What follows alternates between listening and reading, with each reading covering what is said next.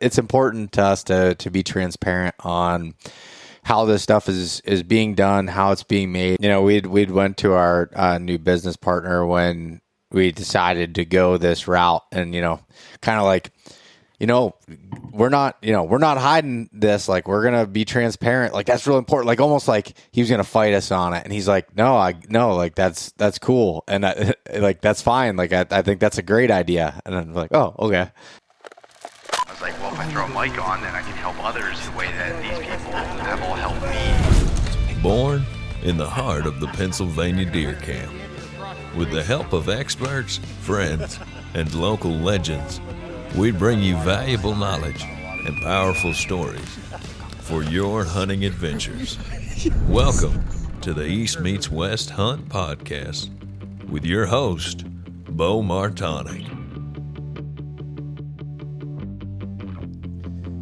All right, we're live. Jason Red, welcome back to the podcast. Thanks, buddy. It's always a pleasure to be on your show. It's funny. I'd say, you haven't been on the podcast in like a year and a half, but we talk every single day. So it's nothing new here. Yeah. Maybe we'll have less BS here. Yeah. At least we get to kind of talk about some fun stuff here, where a lot of times we're trying to fight fires when we're on the phone and figure out problems. Yeah. Venting. It's like it's a therapy session. Yeah. It is pretty funny, because there'll be times that I call you and I'm like all like fired up about something, and by the end of it you kind of work me down, and there's times that you call me and you're all fired up, and then I'll kind of talk you off the ledge, and just you need that a little bit sometimes. Yeah, teamwork makes the dream work. Yeah, something like that. And we've definitely been going through the fire on that over, well, me in the last few years, for you for the last 5 years with Timber Ninja. So it's been pretty wild, but I'm excited because in this episode we're going to go through kind of the, what the hell's been going on with Timber Ninja.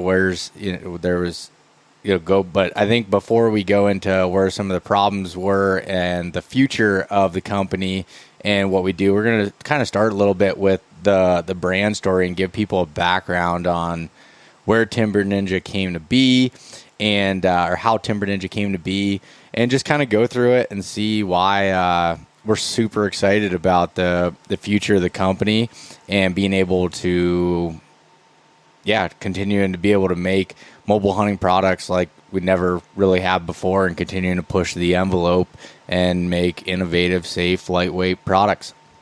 So yeah, that sounds fun. Does that sound fun? Yeah. It's funny, like when I was kind of like writing like a brief outline to talk to you about here, I was going through, I was like, man, this is motivating. Like, I should read this more in the day to day when we're going through things. Yeah, man, you have to motivate yourself, and I feel like I've always been in the trench, so like there's definitely a lesson to be learned for other people, I guess.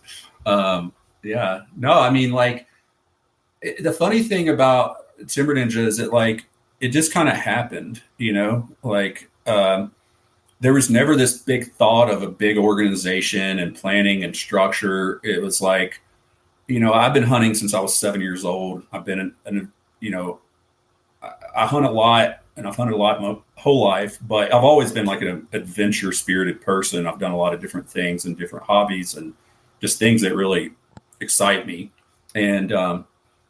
And by doing a lot of different hobbies, like, you're always using different gear, especially like if you're always trying to improve your performance, you're always looking at, how can I make my gear better, whatever this is. So I've always been like intrigued to design and come up with ideas of products. And, even in my professional career, I started as like the professional world. I worked for a glove company, and we manufactured, designed gloves and sold them to wholesalers like Granger and, mom and pop stores everywhere. So, as I progressed in that company, because I went to over 1,000 manufacturing facilities across the United States. I mean, I would even push it closer to 2,000 over my years of doing this. I've been doing this for 20 years.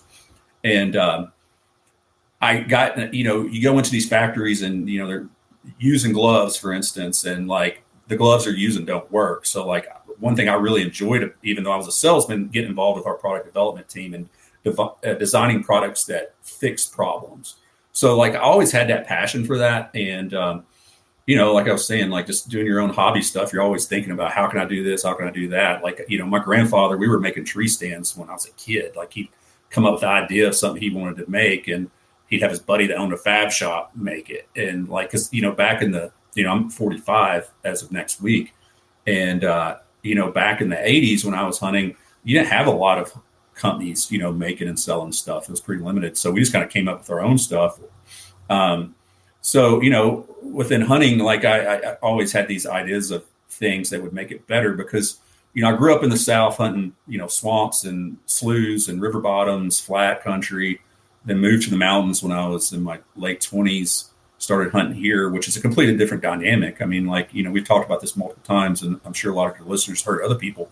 Where we hunt is like hunting out west. So like stuff that works really well for a flatlander doesn't necessarily work well in our mountains when you're, walking, sometimes 8 miles round trip, carrying your gear, going in and out, running and gunning, but you got to do it at distance because of deer density the way it is here. So it really became a need, to make product better. Like I was just like anybody else, man. When I first moved to the mountains, I was chugging up mountains in knee boots and carrying a climber with all my stuff, man. And I was like in exceptional shape too. Like I came off of being like a pro level cyclist and an ultra runner. So like endurance was not a problem, but I was like, God dang, dude, this is killing me, because, you think about a setup like that, if you add winter clothes in there, you're pushing 50 pounds by the time it's all said and done. So I was like, there's got to be a better way to skin the cat. So the climbing sticks were the biggest part because I transitioned from using a climber because back home, you had a lot of trees that didn't have branches, so you could get up with a climber. But, in the mountains here, like there's so much diversity in our timber, especially in old growth stuff, you don't have a lot of cover. So you got to find these trees that are just nasty to get in to conceal yourself.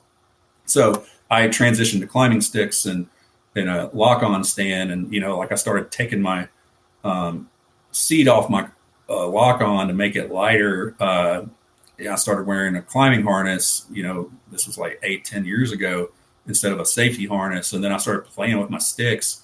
And I was like, the sticks are the thing that's the problem. So I started working on like designing a carbon fiber stick because, I came from a cycling world where I've seen it used in bikes. I've seen it used in trekking poles. I've seen it used in frames of backpacks, all this stuff.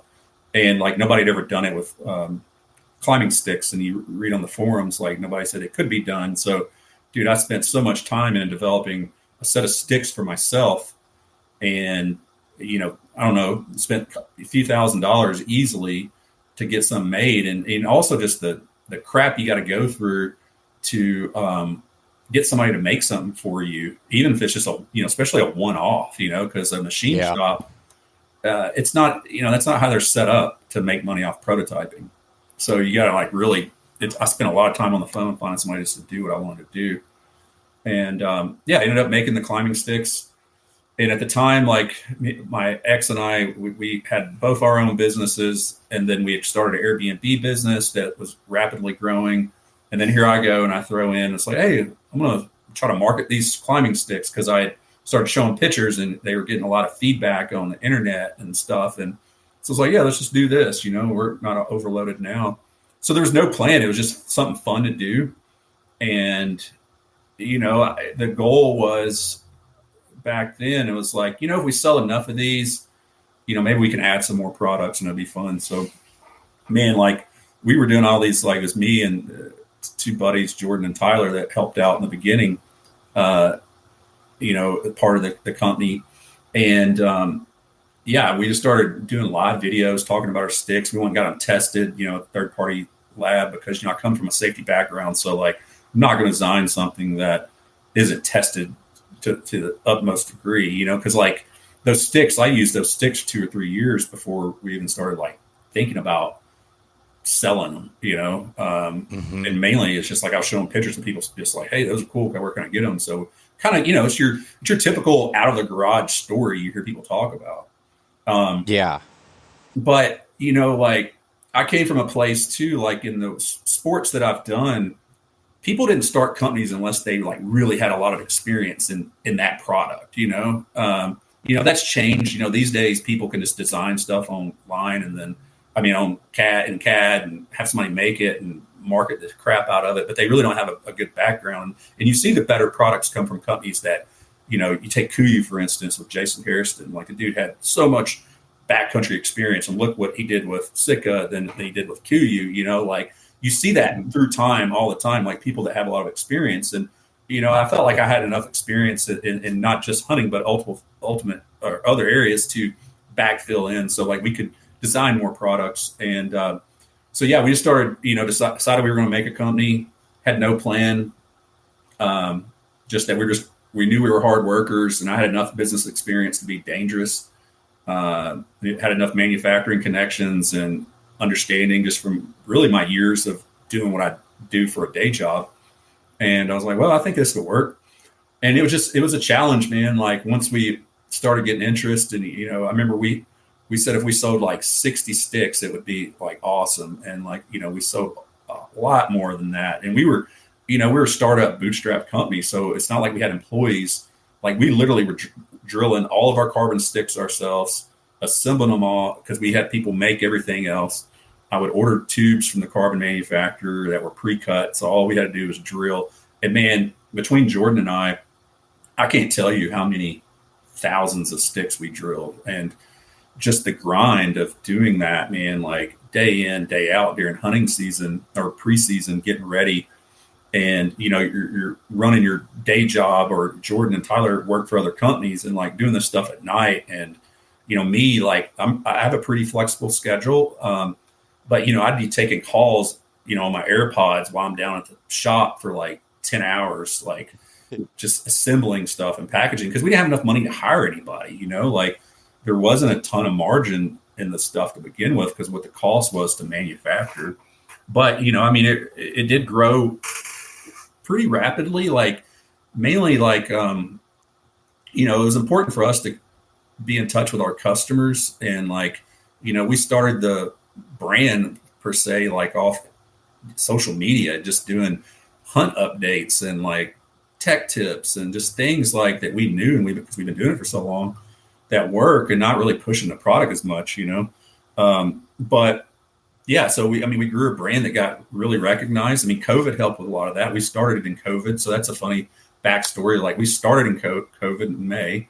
And it's like, which was, the world was upside down at that point. And, but there was a lot of money coming in, people were just spending a lot of free money. So like it was a good position to launch a new company. Hindsight, I wish we'd had a little bit more strategy in place, like in structure. We were just kind of going, and this whatever way, and that's not the best way to run a business. It's best to start with foundation. And like we tried so hard to like, set a good foundation, but it's just when you run a small business, you're pulled in so many directions that the foundation gets a little weaker. But like we never skimp on our products, but it's like internally, like the structure was not the best. I always say like, you take a spec house, a lot of people are throwing them up for money. They don't put a lot of time into the foundation and structure. You take a custom home, people put a lot of time into it, build a sturdy foundation, everything's kosher. So in the event of a windstorm, one's going to hold up better than the other one. That's the ideal model, is take your time, do it right. But we were just kind of like putting out fires, like you were saying earlier. But, we did it, and, we built a really good brand over, the last 5 years. We started, with the background I have in rock climbing and fall protection, we got into the saddles. So we made some unique saddles that were different than everybody else. And they got a lot of attention. Like our Ultimate or Nano, which we launched, won Outdoor Life. The Ultimate was the best overall saddle, and the Nano was the best lightweight saddle. And our products, like, we tested all those. There really wasn't any type of standard in the hunting industry for saddles, but we used OSHA's fall restraint standard, just because, I know it's proven, and, it's 40 years in, it's a proven standard. So we built our products and exceeded that standard I mean, like essentially it's 2,000 pounds of hold weight. I mean, I think our product tested out to like 10,000 pounds. So like we over-engineered everything. And it's like same thing. We launched our first saddle platform. It was the same, we overbuilt it. We felt there was a need to have a bigger platform because everything out there was just too small, especially for a guy like me that primarily hunts with a traditional bow. Like I need to stand up, I need space to shoot. And a bigger platform, in my opinion, just puts you in a better position for when an animal doesn't do what you think it's going to do. So we made a bigger platform, over-engineered it to where, it went up. I can't remember what the break rating was on it, but, we easily surpassed. Was that one 350, I think? Yeah, it passed the 350 weight rating. So it went over 700, but I want to say it was like over 1,000 before it broke. So, we over-engineered it just because that's what we want to do. We don't want people to get in our products and they're under-engineered and they get hurt because, we're all family people and, here at the company. Yeah. It's important to make things safe. And also just like little things that we every product, like, our sticks, our platforms, they all bite the tree better than everybody else. Like, I'm sorry. Like, that's the problem I've seen with every other product that I've used. It's like they don't bite trees as well. Like, they're not as easy to set up. So, and, like, you just don't feel as safe. So it's like we don't want to design stuff like other people. We want to make products that are better because that's what's fun. Like, we could go out and source a bunch of knockoff stuff and rebrand it. You see that in the clothing industry right now. Like, so many pop-up companies are all just, replicating what's out there because they can, buy from these same people and just relabel. That's just not fun. Like, what's the point of that? Then it's all about money. Like, I can tell you, we did this for 5 years and I didn't really make a dime. So like, it's all been about passion and designing cool shit. And that's what, that's the thing I enjoy about it. But, we went through a lot of struggles, man. Like over the 5 years, like inventory was always an issue. Like A, we didn't have enough capital. B, like manufacturing, in the US for us was, we're already making expensive stuff and a lot of your machine shops. And I know this just from a 20-year career dealing with manufacturing is a lot of your machine shops, a lot of their bigger customers are Department of Defense. So they make more money off those products and it's a guaranteed paycheck under contract, right? Whereas, we were getting pushed back, when schedules, we were supposed to be shipping at this date, but then they'd slide DOD project in front of us and bumping us back and like trying to get the money. I mean, the cost on the goods that we were making like lower so we could make more profit to expand the business more. It's like we were just treading water, selling a lot of stuff, but we weren't making a lot of money. And we were making cool stuff. But sometimes our hands were tied too. Like you've been involved in a lot of stick design calls for the last 3 years. Like, seeing like the stuff that we have access to and we could create. But like at the end of the day, it was like, we have this badass design for a carbon fiber stick, but our cost on that stick's going to be like 150, $200 before our cost before we add anything in. So, we ran into a lot of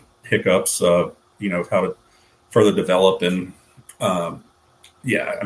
dude, I was not expecting. So when I came in with the company at the beginning of 2023, I had been using and testing since the original stick, the C1. I think you'd reached out to me about it, and was using it. I think I did the first review on YouTube, prior to being involved with the company, and then you and I had always chatted back and forth. And when I got involved there, I didn't expect to get involved to the level that I have been. I'm happy about it, but it was not expected. And then getting involved on the manufacturing calls of even for our existing products of trying to, like you were talking about the C1 carbon stick, the first product came to market, the cost of what that was from day one to what it would have been last year, but we couldn't even bring the product out because it was going to cost too much that we didn't even feel good being able to pass that along to the customer and to make what we needed just to keep the lights on. I mean, none of us were getting paid throughout any of that, and we couldn't hire anybody to help with it. So we're doing all the work. It was just like, you think about it, say a product costs $100, you think, okay, a markup in half of, $200, say you're selling it. It's like, oh wow, they're making $100 off each one. Well, that's not the way that works. There's insurance. There's insurance that's like 10% of the sales cost. And if I'm giving those numbers incorrectly, let me know. But it's like, that's not off that profit. That's off the beginning. So there's $20 away out of that right there. And then you think of, okay, got to get the product out. You have to have the website built. You've got to have all these things that have these recurring costs that are within there. And you go down to it. Next thing you know, it's like, oh, we made $3. Woo. Yeah.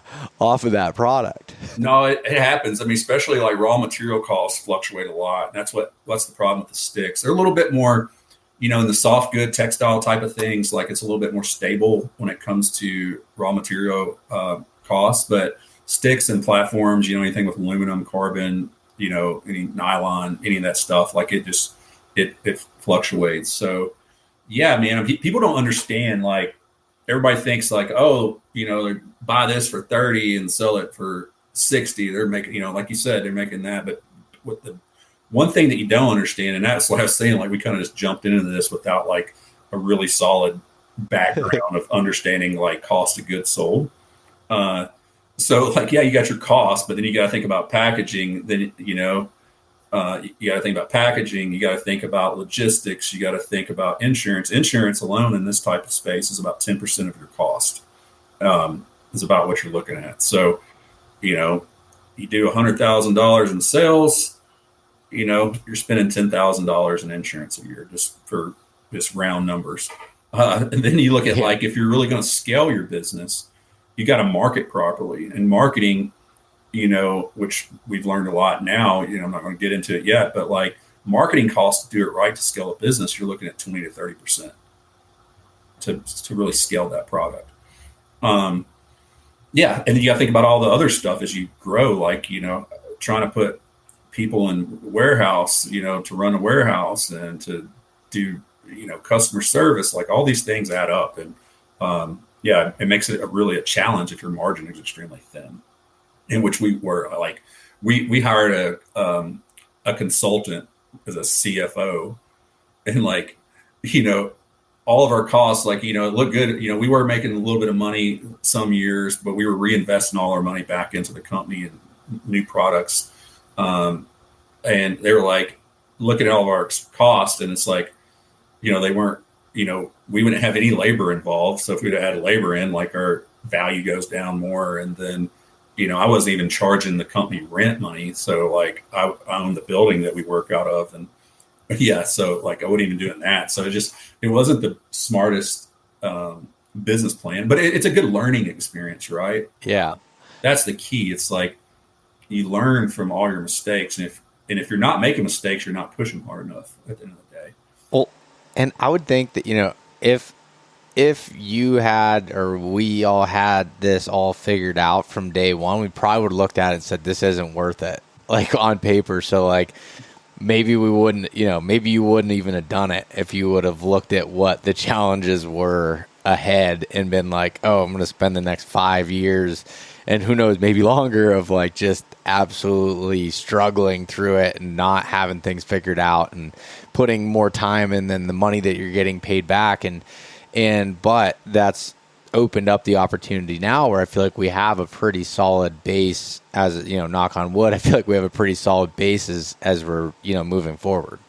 Yeah. I mean, man, the one thing I'm really happy about the whole thing with Timber Ninja as a whole is like, I've been very proud of the products we developed, and I've been very proud of the customer base that we have. Like, and I guess we can jump to some of the other stuff. Like, everybody, mostly that knows us knows we got hit by a hurricane last year, but we also got hit by, well, let me back up even further than that. The first year we were in a rental shop working, and I left to go on a hunt to Alaska, and it rained and the outdoor drain got clogged and all the water rushed into our building. So we got like 9 inches of water in that building. The next year I buy a building and we move to that. We have our grand opening on a Friday, and the next Saturday it floods with 2 foot of water from a hurricane storm. And so that was in 2022 or 2021.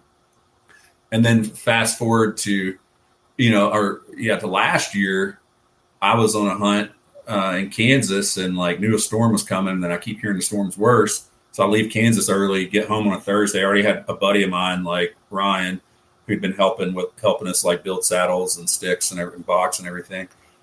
He had already put up a lot of stuff. And I was like, I get there on Thursday and we put up everything else because we were like, all right, we got 2 foot of water last time. The worst it could be is 4 foot of water.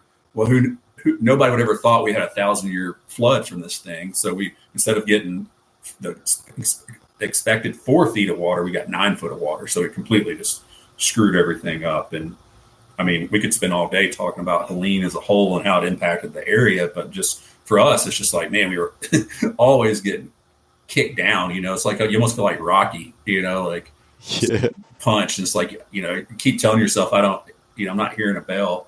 But you know, man, I mean, the hard part of that, yeah, it's like we've dealt with all that and we've came out of it. But I mean, personally, for me, it was really, it was wearing on me a lot because, you know, I'm running my other company, which is demanding.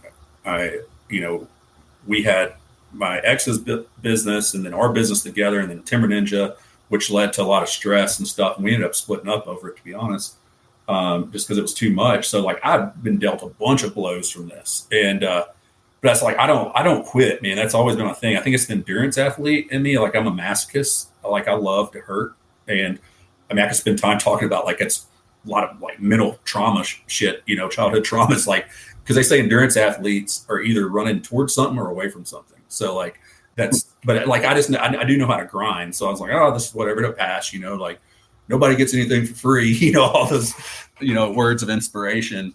But yeah. I was like really last year, even before the hurricane, dealing with all the product delay issues and things, I was like starting to get worn down and was like really questioning if I wanted to do it anymore. And because, you know, the thing I always said is like, I would do this as long as I'm having fun. And I got to a point where I wasn't having fun, you know, like I was losing time for my son. You know, I've had my son 50% custody since he was 3. And these days I'm more like 70, 80%. So I have my son a lot, and he's an important part of my life. But, you know, I was like doing my day job and then working at night for Timber Ninja, you know, for a lot of the year, especially during production time. So I was losing time with him at night. Like he'd be eating by himself, or I'd come home for a few minutes, eat, and I'd go right back. You know, and like I said, it split up my relationship with, you know, of 10 years, you know, just because of all the stress and stuff. And, you know, I had to bail out of countless hunts, like 2 to Alaska, just because of stuff for Timber Ninja, you know, just because we were understaffed. And it's like, I got to this point, I was like, no, I'm not having fun anymore. And then the hurricane comes in and just like clotheslines, you know what I mean? It's like, it's just wanting you to not succeed. And it's like, oh shit. Well, you know? I feel like before the hurricane so here's like such a unique problem. From the outside looking in, people would look and be like, wow, like those guys must be doing really well. They're always sold out. And every time we got things in stock, we were selling out of the products, which is like a good thing. But the problem with it was then, you know, from manufacturing delays to funds to even that we weren't making enough off it to buy enough inventory to be able to keep up with the demand on it. And then just like, yeah, production delays, problems with getting certain materials, all these different things that happened, and missing deadlines and going through it. And then once the hurricane hit, it was like, I think you were clothesline before that. I feel like that was like the nail in the coffin almost. Like, yeah. You know, you're laying down there and you got buried alive, sort of deal. And it was just like, and I think because I came in later, so I didn't endure the first 3 years of, you know, shit that you were going through with it, that I was a little bit fresher still, like even though I was feeling some of this impact that I was like, I was trying to like, we got this. After that came through, I will say like there was some serious doubts and, you know, talking like, hey, maybe we do hang this up. I don't know what to do. Yeah. No, I mean, yeah, I mean, like after that, like, I mean, I guess even kind of going before Helene, like last year, it had been like a little bit of a challenge, you know, it was definitely weighing. And I was just like, man, I'm not even enjoying hunting as much anymore, you know? And it's like, I got to pump the brakes. So like I hunted a good bit, you know, last fall, but I just wasn't into it. You know what I mean? Like I was just checking the box. And, a lot of that too comes from like, I don't like social media. I don't like being on there. Like, I don't like doing it, but it was something I had to do for Timber Ninja. But when I do something, I want to do it right. So like my mind clicked in the early days of Timber Ninja. It's like, okay, I got to be showing what I do, because going back to what I was talking about, the brands that I bought from, it's like, oh, the people selling this stuff need to really be good at it and doing it. So like I hunted way more and was more into it. And the thing that people don't understand that want to get into the hunting industry is like, once you are in the company, hunting conversations go 365 days a year. Like you got people calling you, asking questions, being on podcasts, all these things. So it's like your mind never clicks. And I just know that from being a pro level cyclist. It's like, you can't do something 12 months of the year, because you'll end up getting burnt out. You're not going to perform the best. Like you got to take breaks. So, but yeah, so I just kind of like last year, it's like, I don't know what we're going to do at this point after the hurricane. Like I said, I'm not that stoked on hunting. I went a lot with my son, but it was a rough year last year. And the main thing about the hurricane though, I've tried to build relationships with every one of our competitors and also people outside of the channels we sell in the industry. And I'll treat people the way that they treat me.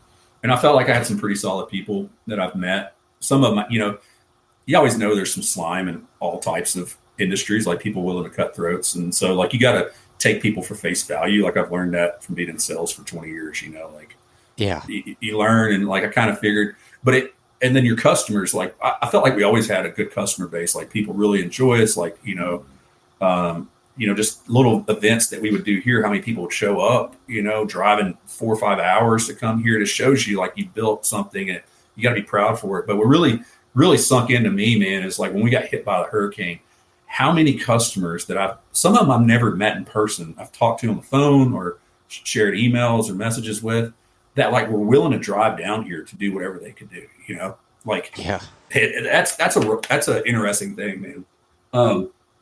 Dude, that was the craziest thing to be able to see that from the customers that, had spent their money on buying our product, that wanted to donate their time to help rebuild and do that. And that was like, dude, it was when seeing those messages come through and everything was just like wild to me. And then even some of our competitors that stepped up and were wanting to see if they could do something to be able to help us, which was cool too. Yeah, man, we did. We had a couple people. I mean, one buddy of mine that has been a buddy since I got in the industry is Sean Ferguson, who was with Trophy Line. He's no longer there, but he's always been a competitor.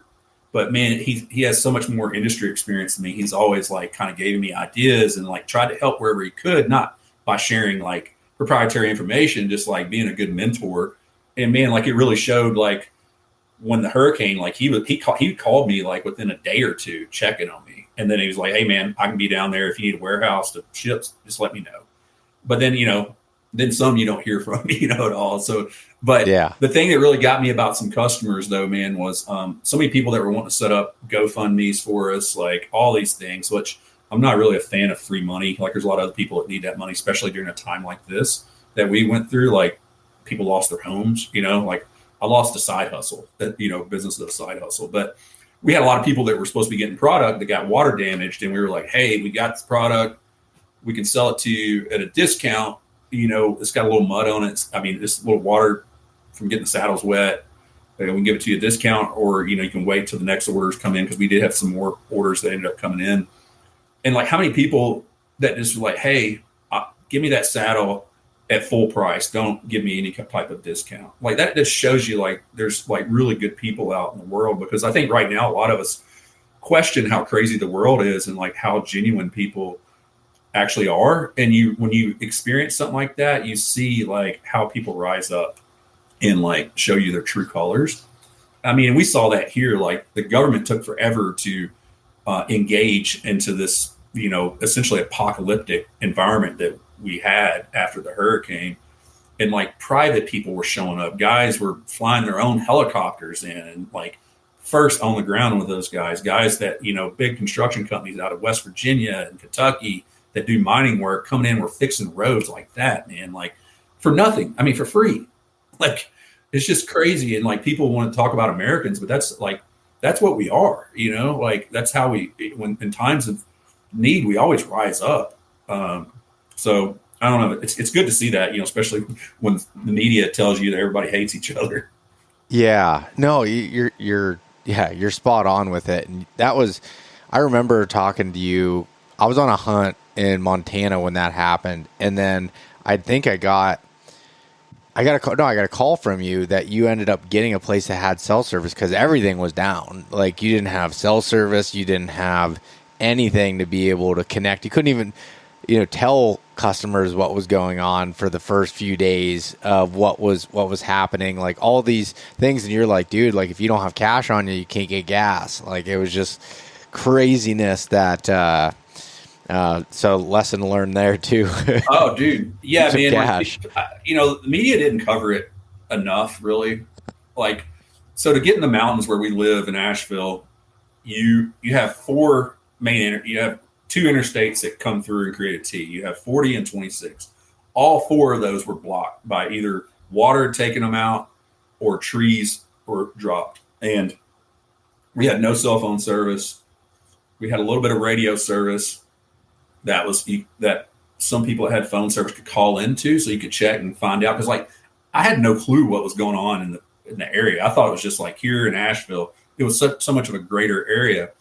And like, so yeah, like we had no electricity, no grocery stores, no gas because all the power is out. So you couldn't use credit cards.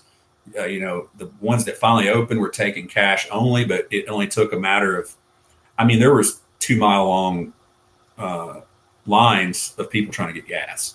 So like, and I was like, I had just driven back from freaking Kansas, like got home. And so I was like already at half tank, but fortunately I knew a few people and was able to get, I put farm diesel in my truck. Like I was going to some people I knew's farms and like hand pumping farm no tax diesel. And then, yeah, after a few days, I was able to get out of here to I went to Chattanooga to one of my friend's house, me and my son, and went there. And that's where we were able to get comms and kind of get things situated. And we came back after about 5 days. And yeah, it was a crazy time, man. It was a crazy time. Yeah, it sure was. I think one thing I saw with you during that time frame, though, like you said you weren't as into hunting, as much then, but what you did do is I felt like that gave you the opportunity to spend time with your son Jack and like take him out hunting, and you took him out of state and going to do some more stuff there. I remember you telling me during that time, you're like, I don't really care to hunt for myself, but this was fun, like getting to show him, getting to do some different things that you've been doing for years that he's, just kind of breaking into. Yeah, no, that was totally it. They didn't go back to school for a few months. So, it hit kind of in hunting season.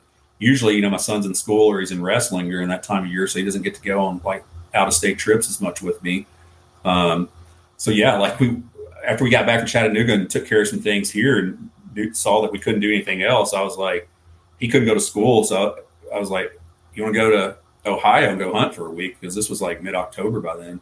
So yeah, we went up to Johnny's camp and met Johnny and Pistol Pete up there. And we stayed there for like a week and like, yeah, just got my son on his first like really mature buck. He just started hunting out of a stand by himself last year and shooting a bow and had a really good buck come in that I knew the deer was in there. I hunted the area and just saw how fresh it was and didn't think it, based on the sign, it was something I really wanted to shoot.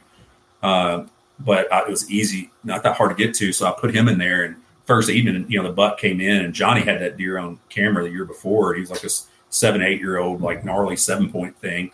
But, it came in at 40 yards, and my son, he could shoot 40 yards all day, but like he got drawn and he just didn't take the shot, which I think is way more disciplined than I would have been at that age. I would have started shooting as soon as I saw him with my eyes closed, So, but yeah, we had a lot of time together hunting and doing it, and hanging out with some good people. And then he and I went to another spot over Thanksgiving for multiple days, got him on a good deer there.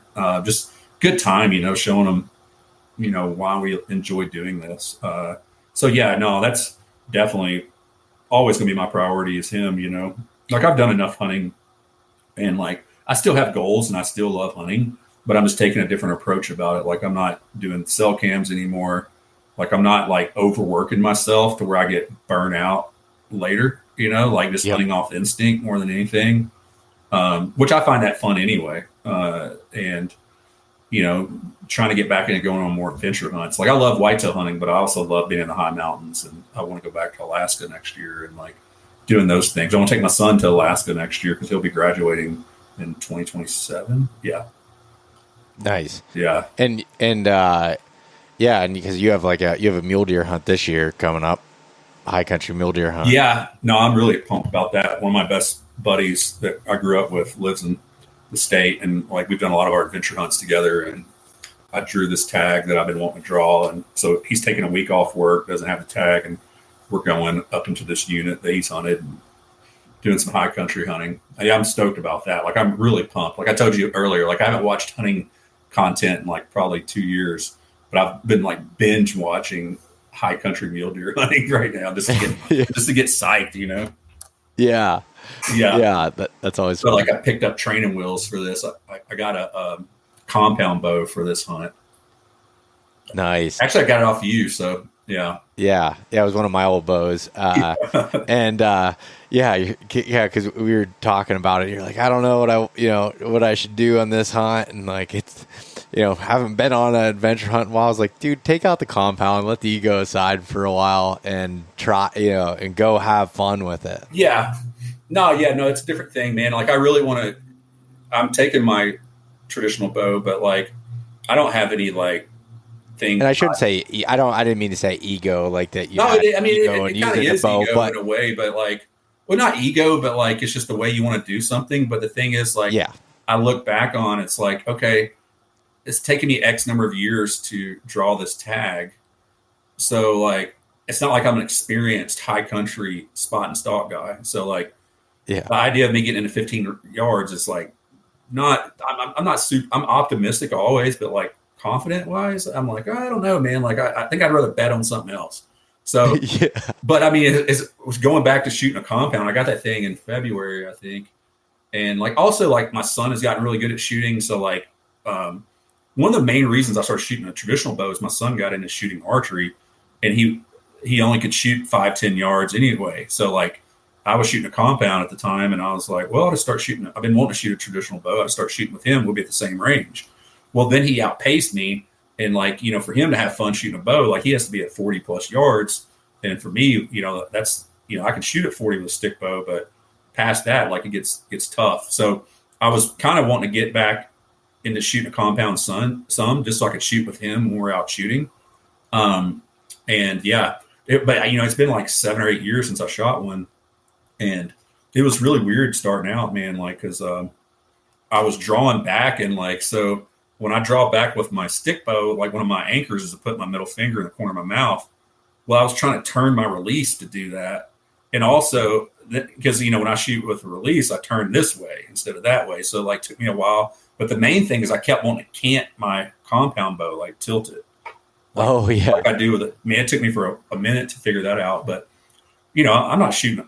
My eyes have gotten worse, man. Like 60 yards is good for me, man. And like, I don't need to be slinging it. Really, I don't want to shoot anything over 40 with the compound bow to begin with. But it's been fun, man. I mean, the bows are just, even though like I am like primarily a traditional guy. Like I doubt I'll whitetail hunt much with a compound.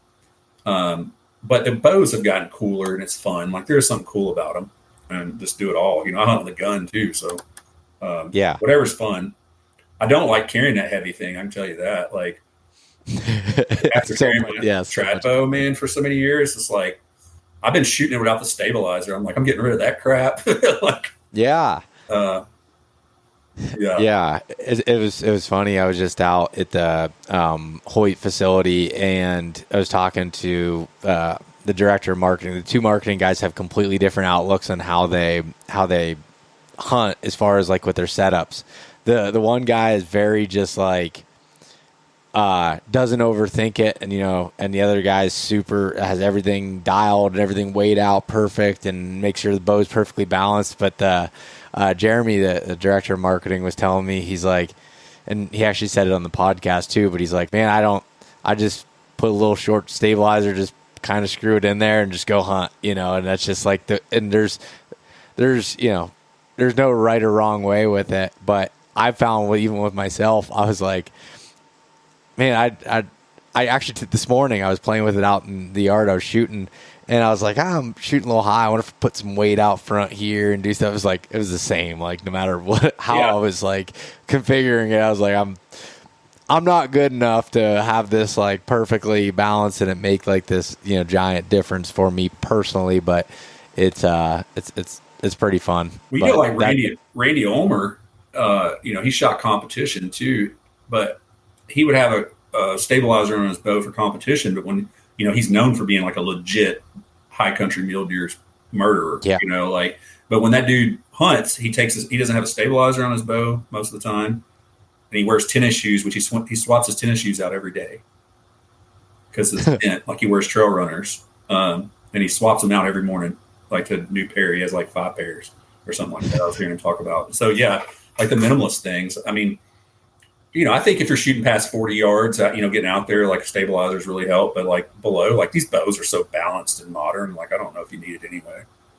Yeah, that's true. And like that's kind of the minimalist like kind of style and being efficient is kind of a lot of how you've been designing products for Timber Ninja too, and that's been kind of your style of like being very minimalist on things. Like, there was even some products that I'd come to you and be like, Jason, I feel like you operate on a different level as far as minimalism on things than the majority of people. But in that said, because I was a guy that packed a ton of shit, and then I've learned a lot from you of like, okay, I can slim some of these things down, then we started making things modular, so you can start with like a minimalist package, and if you want to add a little more, that you're able to do so.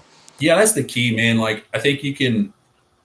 Yeah, I'm pretty much a minimalist in a lot of things. Like I think I told you, like for years I didn't even use a sleeping pad when I go in the backcountry because I didn't want it, man. Like, and I'm way too old for that now, dude. Like I've got the biggest I can, feasibly use that's packable. Like things change, but yeah, I mean, it's find out what the least amount you can deal with, and you can always add. So yeah, it's like in adding products, and like that's kind of like, the future of our products are going to continue to have more of that and more advancement in those areas for being modular and making things easy to use. Because that's the thing. It's like you can make something look very cool, but if it's not functional, what's the use? It's like putting lipstick on a pig.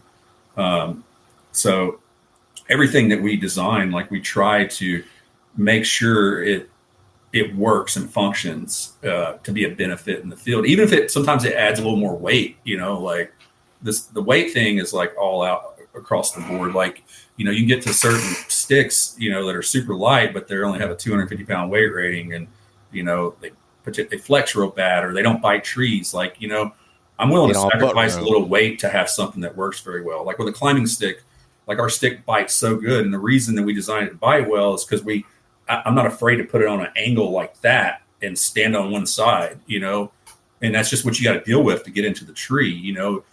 We want to design products where you find the setup that works for you, not that way you can hunt the deer where you're not having to hunt the tree to hunt the deer. That's kind of like, that's the goal. It's like, if something weighs a little bit more, but we're able to enhance the product by this, like, okay, we'll do that, because you can have the lightest, but you want to have something that's very functional. So like all of our modular stuff that we're going to continue to work on, like it's going to be stuff that works, Yeah. Like we've been trying to, like, okay, I'll give an example. When I started Western hunting, yes, would have been as the first backpack I bought for the first hunt. I was reading so much without experience of like, I want the lightest weight backpack possible so I can go in the field, all this stuff, to save a few ounces. I got a backpack that was so lightweight that it ripped on the first hunt and like had all these issues. I was like, was that really worth saving a few ounces? And I think about that with like, say, example, a climbing stick of, and some people are fine with that. Like they just want the minimalist thing, but having a little bit more foot room when you're setting up your platform so your feet aren't killing you as you're on it and you're getting everything set up correctly. you're climbing up or you got a big boot, being able to fit on that platform, making sure they're stable so they don't feel like it's flexing like crazy or whatever else it might be. And we've been known for our products being the lightest weight pretty much in all categories other than like the platform. And, as we started making newer products, we're still trying to make the lightest weight products that we can, but not at a sacrifice to some of these other features that us as hunters that spend a ton of time in the woods realize are things that we want to make sure operate the way they're supposed to. Yeah, they have to be functional. Yeah. There was back in the day in cycling when carbon was really taking off in the beginning, there was companies boutique that jumped on. They made the lightest bikes with the lightest wheels, but and it was awesome and they looked really cool, but you didn't see them in the pro tour. You didn't see anybody really riding those because like they potentially are going to blow up on you. You know what I mean? So taco on you. Yeah. So like, function, you got to make really minimalist stuff, but it's got to be very functional. In my opinion. I mean, the thing is, like, as we have kind of grown as a company, in the 5 years, and like we've been able to partner up with some really cool people that have a ton of hunting experience. And I mean, we didn't have every pro staffer out there, but the ones we had were good people and are, in my opinion, some of the better hunters. I mean, like Nathan Killen, Johnny, Chris Perino, like these guys that like spend more days in the woods. And I'd say they're the 1% when it comes to like hunting. So they've done it so much, and you can't design something based on function if you don't have the experience to understand how that function actually works for you or benefits you. So, I mean, you think about it, like between all of us, I mean, you're looking at like well over 100 years of hunting experience, like, yeah, that's not even to mention the other people that, we know that, give ideas or feedback on products that we've tested. So, I mean, it comes from that. Like, yeah, you can have a good idea. And that's what I do. Like, I'll come up with an idea for something, and I'll call Nathan, I'll call you, I'll call Perino, Johnny, and be like, hey, what do you think about this? Do you think this would work? Then like to get some feedback on our existing products. And that's kind of how we've come into where we are now with our new generation of products, is not only just us thinking we know it all. It's like getting feedback from people that know as much or more than you. That's the only way you can be successful with it. Like I've heard of so many companies designing products and not even giving them to their pro staff team or field team and just launching them without any field testing and having, pretty bad failures doing that. Like we try to test stuff at least 2 years in the field before we bring it out.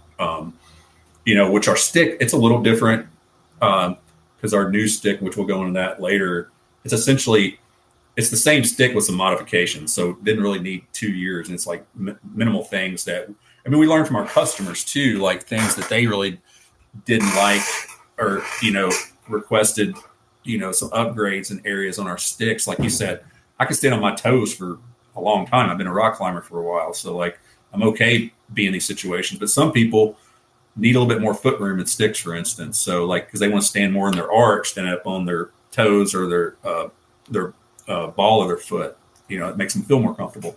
So, that's the one thing, like you got to listen to your customers and your field team to really grow and scale a company for the long term. Because if you only just make stuff that we think works just for us, you're dealing with a smaller percentage of the market per se.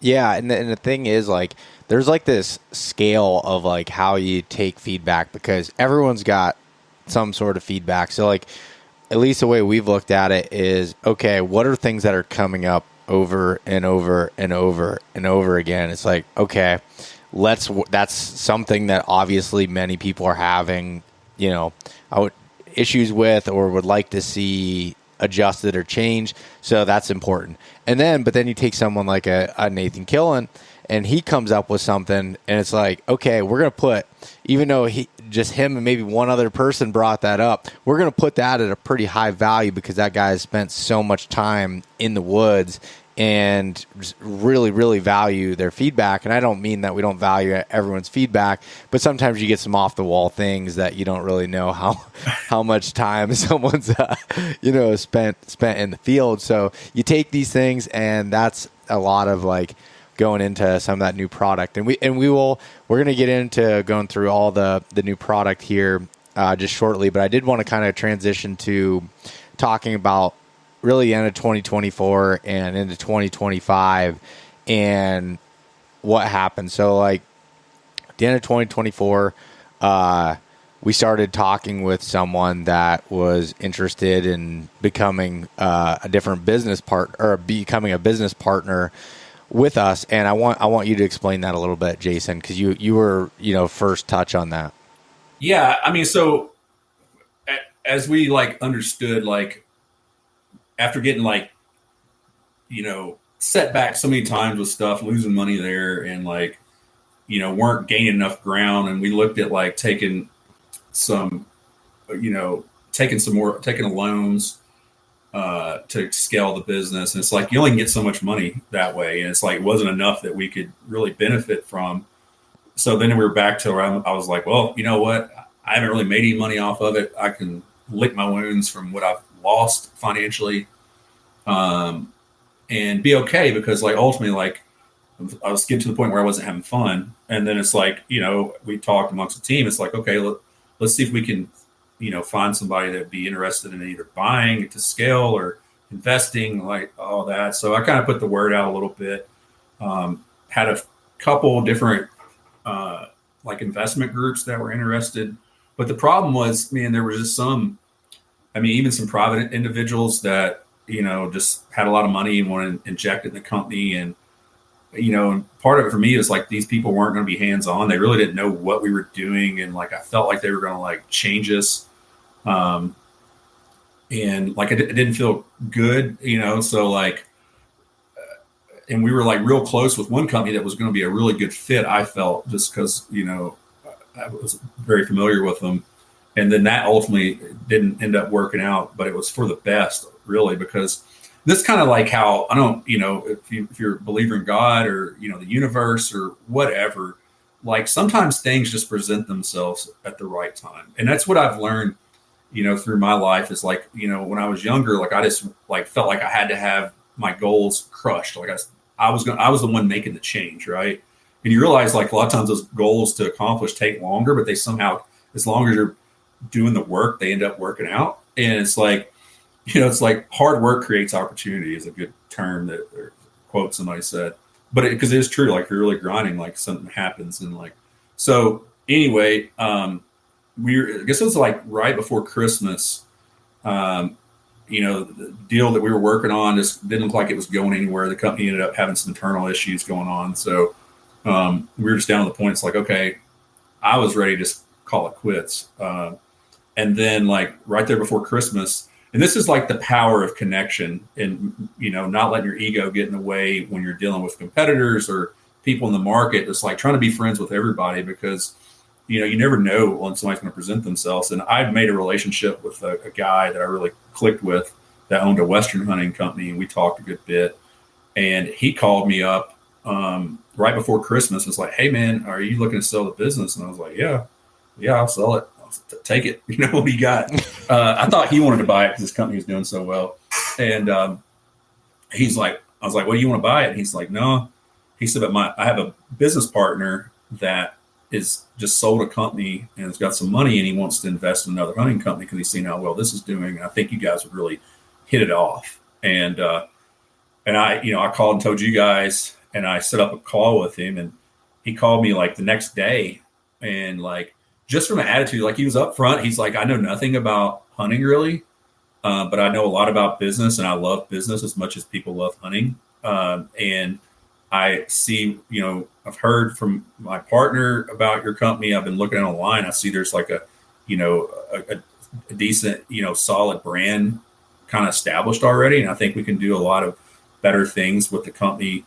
And he's like, financial capital injected is, the key thing. But, the thing that I really liked that he's like, I'm not going to teach you or tell you how to design product or build your brand, I'm just going to be the one that kind of overlooks the finances and the structure and the operation. And it's like, oh, cool. Hell yeah. Like, I'm game. So we talked amongst each other, and we were able to work out a deal really quick, move fast. And, and it's been awesome because, he's became a really good friend. Like, we've spent a lot of time together.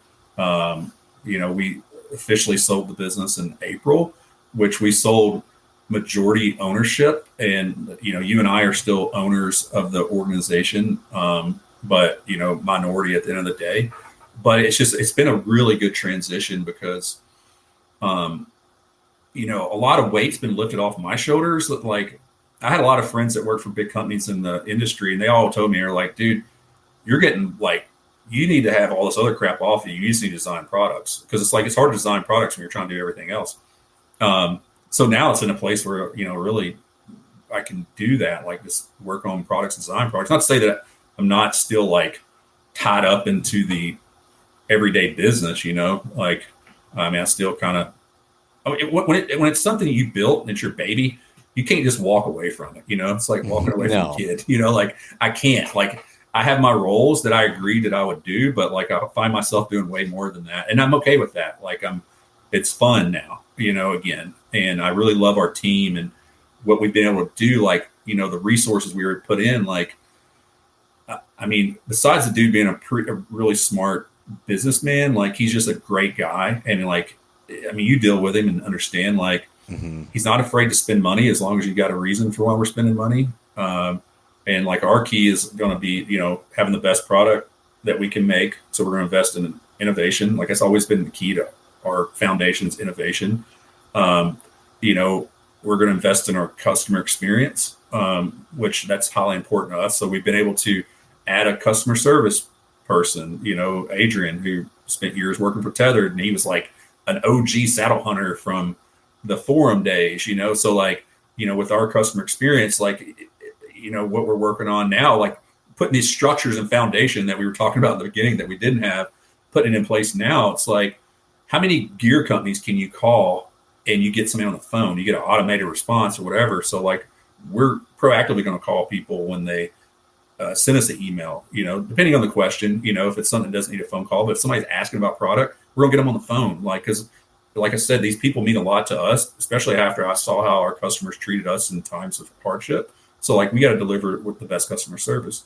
So we've been able to do that. We weren't able to go to trade shows that much because of staffing. So we've got a trade show manager now. And like, we're going to be this year, we kind of rushed everything to kind of get to where we are in this like relaunch, but next year we'll be at pretty much every trade show. So it gets a better, cause we sell expensive stuff, man. And like, the more you can get in people's hands, it lets them understand why they're buying something that costs 20% more or whatever than this other product. When you see and touch it, it's like, okay, because there's a difference between a Ferrari and then a Lexus, right? Like at the end of the day. So, we've done that. We've been able to add more field staff now. Like we're in a position where we could, people we've been working with like off, since we started, like in casual relationships that maybe went to other companies, but, we've been able to bring on some people that I feel fit our brand very well, because that's the key. Like, we want to have people out promoting and helping us with testing product and developing product, but you also got to pay these people and you want them to fit your brand. Like, I never want to have somebody on our pro team or whatever that I wouldn't want to share camp with. Like, that just goes against the ethics of what we are and who we are. So yeah, with all that, we're going to have inventory. Like, we definitely invested in inventory this year. Like, we've got so much product coming in, a little delayed. It's just, it doesn't matter. Like, there's always going to be delays. I feel like nothing's ever perfect, man. I've never gotten a chip shot in my life. It feels like, and it's like, I thought this was going to be smoother, but we were trying to rush stuff and timing, and but we're still like going to be delivering saddles in August and sticks and platforms in September. But yeah, it's a really, we've got some cool products, and we are having to make some changes, from the way we did business. And I wanted to touch on that a little bit. So to kind of tee this one up, one part of our company from from day one has always been that the products were 100% made in the USA, and that was something that was a strong belief in wanting for you and all of us to wanting to be able to make that work. And when we had the new, after all these years of struggling and running through these issues with it, when our new partner came on, he's like, man, like, you just told me all of these issues, and he's like, Jason, could we get some better materials if we started, for really pushing innovation in these saddles, if we, source them elsewhere? And you were like, yeah, 100%. Like, and he's like, wasn't that what you're, it kind of helped us understand and kind of push those egos aside a little bit saying like, cause this is what we're doing and this is what we're going to stick with, but realizing that manufacturing of textiles has left the United States hundreds of years ago. Like, as far as pushing that, there's a reason why the Sitkas, the Kuyus and stuff of the world are making them overseas especially when it comes to textiles and that, I think even from myself from the beginning, before I got involved with manufacturing and actually understanding this, it was like I was just like, oh, they want to make more money. And I'm sure there's a lot of people that are like that, because you can, but that is when you're trying to push and do that in certain space, there's just that type of manufacturing just isn't available to do it here. The technology isn't here. The machines aren't here. The skills aren't here to be able to do that, or the want to do it. Yeah, there's a lot of the want. I mean, the thing is, there is ways of doing it here, but not at a cost that a consumer can afford, right? I mean, this goes from, spending 20 years going to manufacturing plants all over the continental United States. You see what gets made and what people, like I was talking about earlier, Department of Defense stuff, there's a lot of manufacturing behind that. A lot of money goes into that. It's a high price item. So you can pay people, a living wage to do that. High tech stuff, it makes sense. But I live in a textile state that lost its ass when all textiles went overseas, right? So I've seen it. And I've also been in places that make furniture, furniture and textiles is what North Carolina's about. I've been in places that make furniture in the U.S., and I've been back to the back of their facility, and they have a bunch of immigrant workers back there. And literally, I've been in one, man, this is no lie. They had a button in the front in the lobby they hit that would sound a buzzer to the back to warn people. And this was back in 2007, 2008. So it goes back a long ways.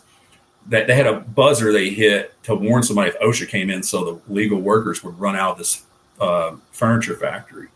And you cannot blame the owner, because if he wasn't hiring cheap labor, his business wouldn't succeed. You know what I mean? You take a person making a cheap product these days, let's say sewing saddles. I mean, at the end of the day, it's a cheap textile product. The average wage for that within our region and other areas we looked at trying to source, you're looking at $20 an hour labor rate. Now you see some companies that are successful that do cut and sew that's in California and the Southwest, because there's a lot more, some of them are illegal, but also people there on work visas where they're sending their money back to the country. So they can work off less money. Right.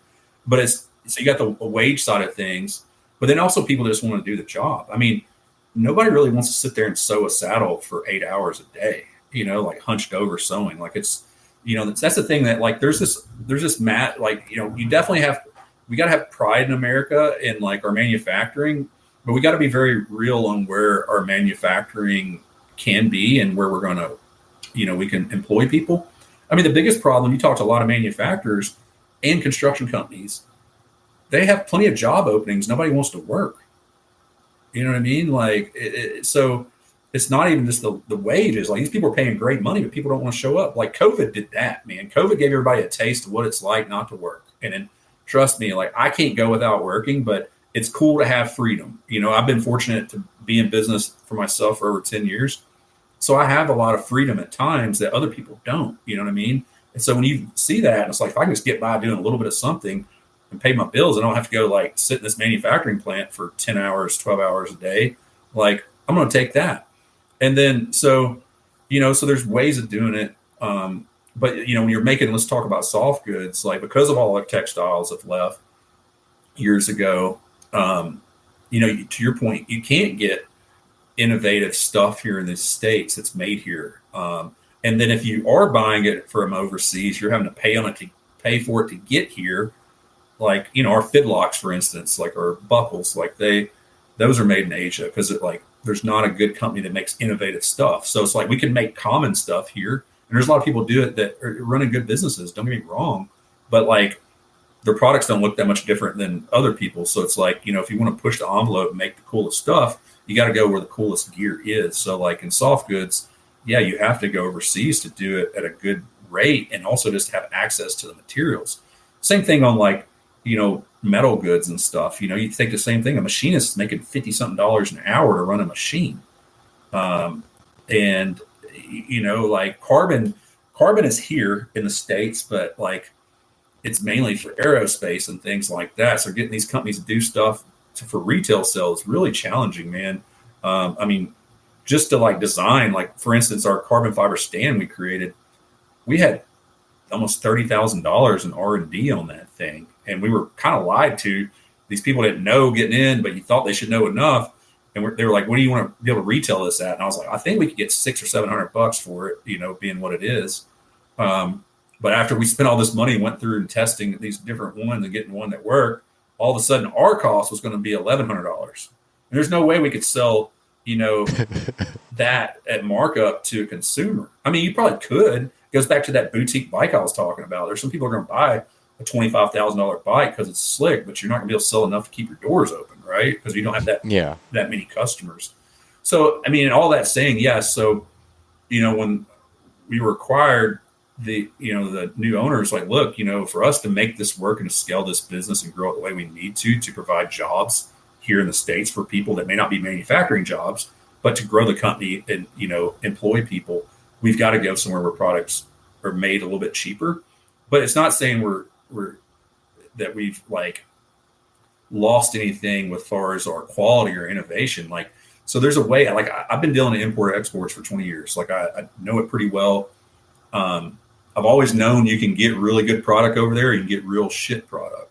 And I know the key to that is you have to form a relationship with them. You have to go over there and visit them, check them out, because they can send you pictures of their manufacturing facility and be like, oh yeah, this is what we make. And they'll send you some samples and samples look pretty good. But then you get a container in and it's a bunch of crap, or it's like, not to the quality because they're trying to cut costs, or they can't really deliver because their facility's not like what they said it was. Or, like you hear all this, like people have kids working in these factories, in some factories, yes, they do. Don't get me wrong.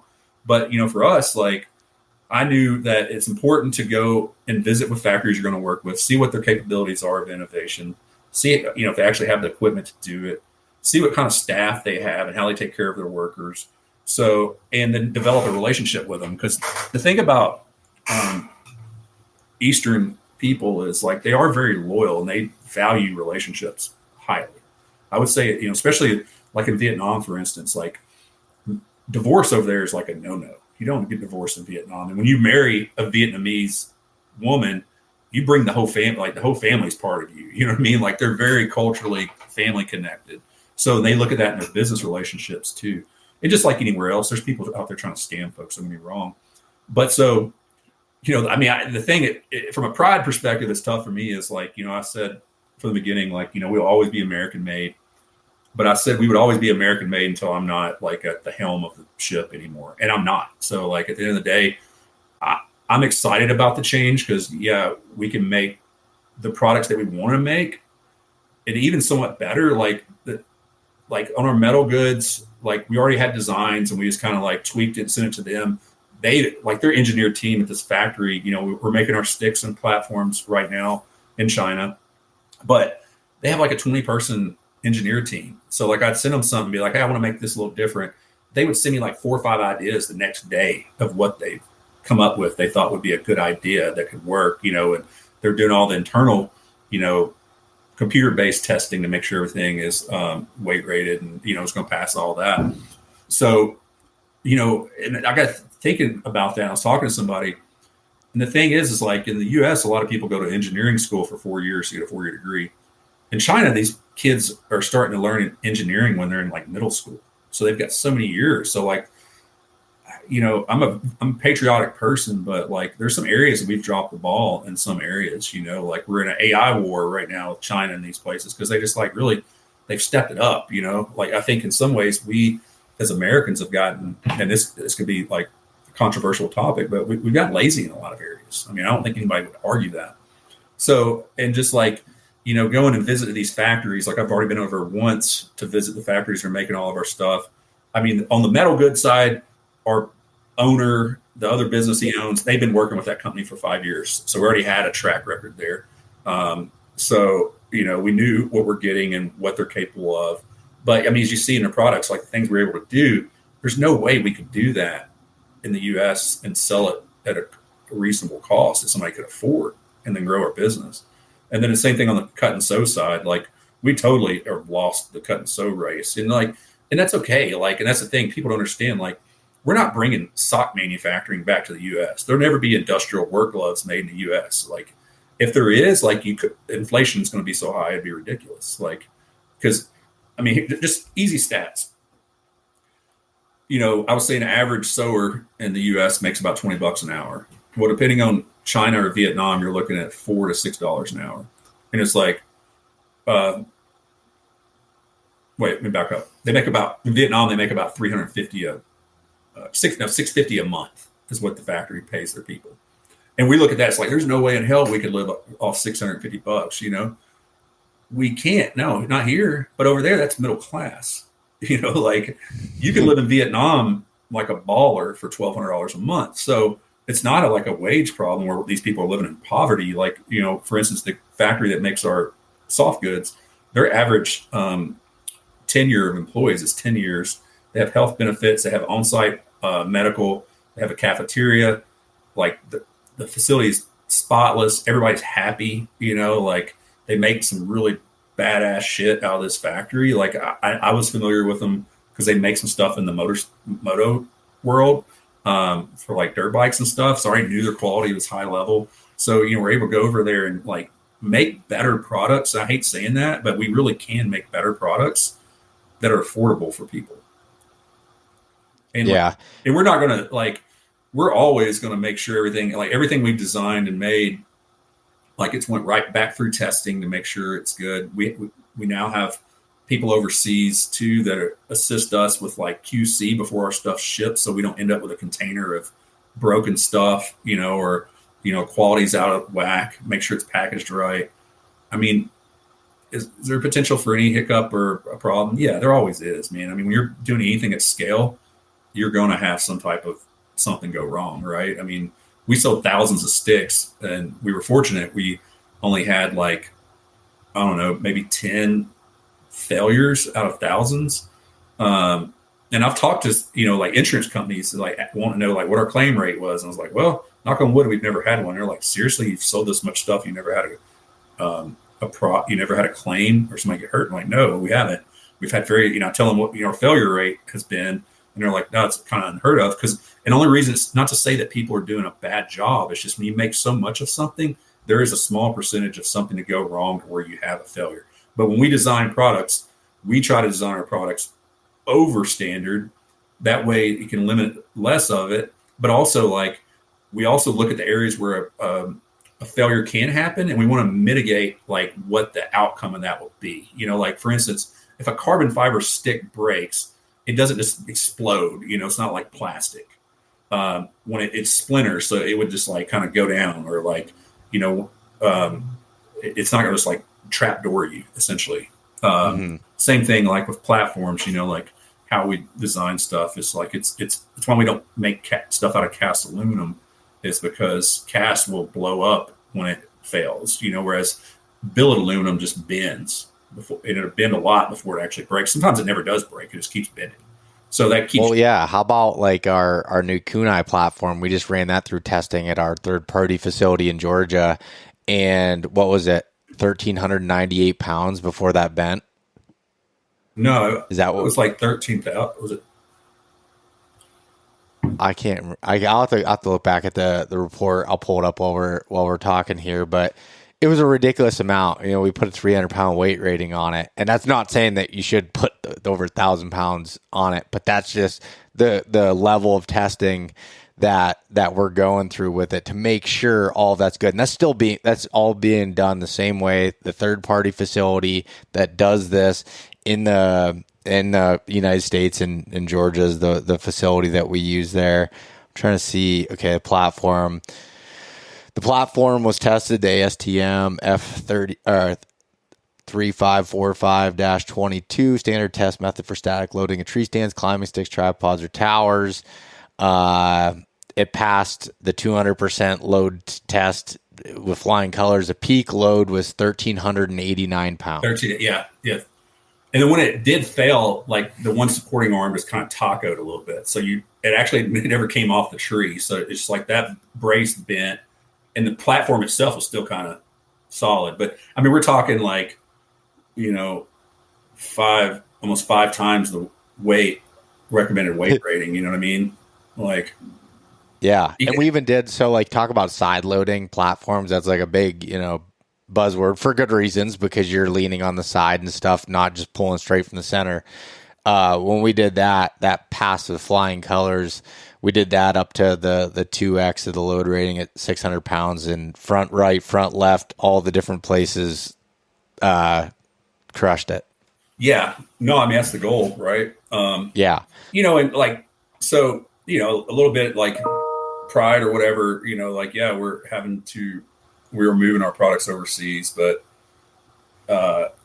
we'll make better product, and that people can afford. Like, because honestly, man, like since working on stuff right now that's like 3 years out, as far as designs. And so it's just crazy. Like, I feel like I'm a kid in a candy store, and like what we can do. Like, there's just so many options of designing stuff, and that there's just no way we could have done it here, to be honest. Like, I mean, we could have done it, but people wouldn't be able to afford it. So it's like, what's the point, right?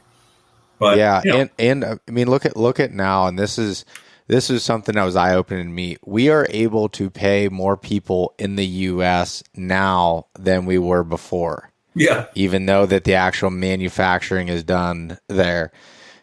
Hired, having Gunner to be able to do events, and I'm sure he's going to help out with a lot more as we go to the company. A good person that wanted to help us from the beginning, believed in our products, was there with it. Adrian, with customer service. We have Pete helping out with social media and doing things there. We've got, people in these places. We've got our shipping facility that's in Pennsylvania that's full of Pennsylvania workers. We've got our facility down in Florida that's doing a lot of our accessories and being able to help out on that front, and manufacturing some of those there as well. But it was a real eye-opening thing for me, and we've talked about this internally, that this isn't like this is the way it's always going to be thing. We're always looking for opportunity, and if we're able to make something here in the U.S. and what we want to do, then that's what we're going to do. But in the current state, that's not there.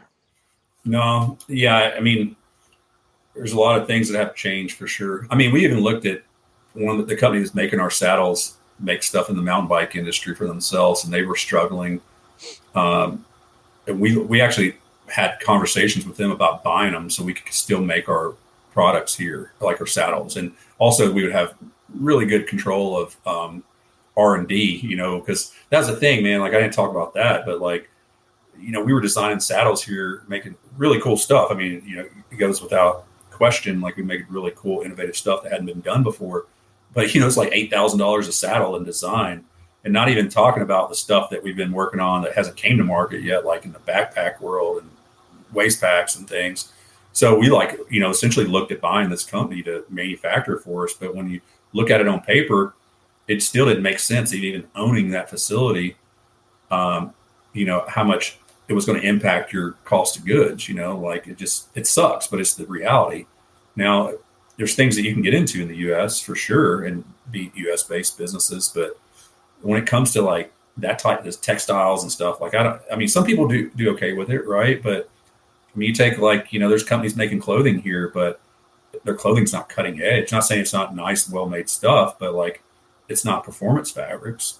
Because most of the stuff that's made here from a textile purpose is all based on very compliant stuff from the military. That's all it really is. So like, in some backpacks, you see a lot of like 500D Cordura and stuff like that people use. And like zippers, for instance, YKK, which is one of the largest zipper manufacturers, they make some stuff in the USA, but it's all very compliant stuff. It's not like the most innovative zipper, or like buckles. You got a few companies making buckles here, but it's, not many. I mean, we run into that in the fall protection thing. It's like with all these tariffs going on, trying to source products from the US and like, from like carabiners, like big heavy carabiners for fall protection and other buckles and stuff that, it's comes from overseas because they're not made here anymore. And during this tariff time, like people were, in that space that were making fall protection here or looking for people that make it here, and it's just not made anymore. So it's like, screwed. It's not our fault. Like it's our generation. These are things that happened way before. And like, we gave it our best foot forward to try to be all American. And I think we did a good job with it, but it wasn't a pattern where we're going to be able to scale and grow the company. It's just like, we're going to continue to run into more problems. No, we were going to continue to run into just barely hanging on by a thread for forever. And like that's, and you can say what you want about that, but to run a business or be able to do it, like, yes, we love making products and doing things, but it's got to generate some money. And you've also, from a customer experience, they've got to be able to get the value of it. So like and just to show, like, from the standpoint of what Timber Ninja is doing. So the Ultimate Saddle, we were selling that for $409.99 is what we've been selling it for. Selling out of it, crushing it at that price point. We still weren't making enough on that saddle at that point to really make it worth it. But guess what? With the change here, we are dropping that price on that saddle because we do have better margins on it, and to show like that's to show, instead of just talking about like that's our commitment, that we want to be able to give that better customer experience. Now it's not a $200 saddle. It's not like things aren't getting made for pennies on the dollar by any means, but they're better. So we're able to sell that product at $350. Yeah. That's what we're selling it at. Yeah. I mean, we're not going to be like just scooping it all in. I mean, we want to, it'd be hard ethically for me to like sell something at the same price that was being made here versus going overseas. So yeah. So we made those adjustments. I mean, we made the only changes we made to those products is we had some feedback mainly on the bags that the material was a little bit louder. And so we essentially re-engineered the same material we were using, but we did it with a softer nap to it. So it's essentially, and I've like been at the factory in Vietnam, like they have their own like testing area of the whole factory where they've got like, machines that you can stretch and test the tear rating on fabrics. You can test abrasion. You can test all kind of different things. And like we took our current fabric compared to what we designed on the new fabric, and like our new fabric outperformed. So, and it was quieter. So it was like a win-win. But yeah, like, so we're losing $60 there than what we currently were selling it at and doing a really good job. But, I feel like it's something that we should do, or we as a collective team made that decision that it was important for us to do that because we are switching and it is a little bit cheaper, but it's not dirt cheap. The thing is too, like this is only beef I have with some customers. I'd have so many people like messaging and giving congrats, like, man, it's awesome that you make this stuff in the US. And then like you end up friending them on Facebook or something and you hear them telling you all this good vibe. And then next thing you know, you see they're like buying cheap stuff, right? That's imported. And so it's like, I get it, man. Not everybody can afford, like I personally put my money to the best product. And a lot of my products that I personally buy are American made. Like as far as clothing goes, like I wear nice jeans that are American made, but they they last a long time, right? You know, like I will put my money forward, but not everybody can afford that, man. Like not everybody has $125 to spend on jeans. Or there's a company in Durham, up in North Carolina, Raleigh, called Raleigh Denim. They sell denim jeans for $400, dude. Like that's out of my budget. Right? I'm not buying $400 pair of pants.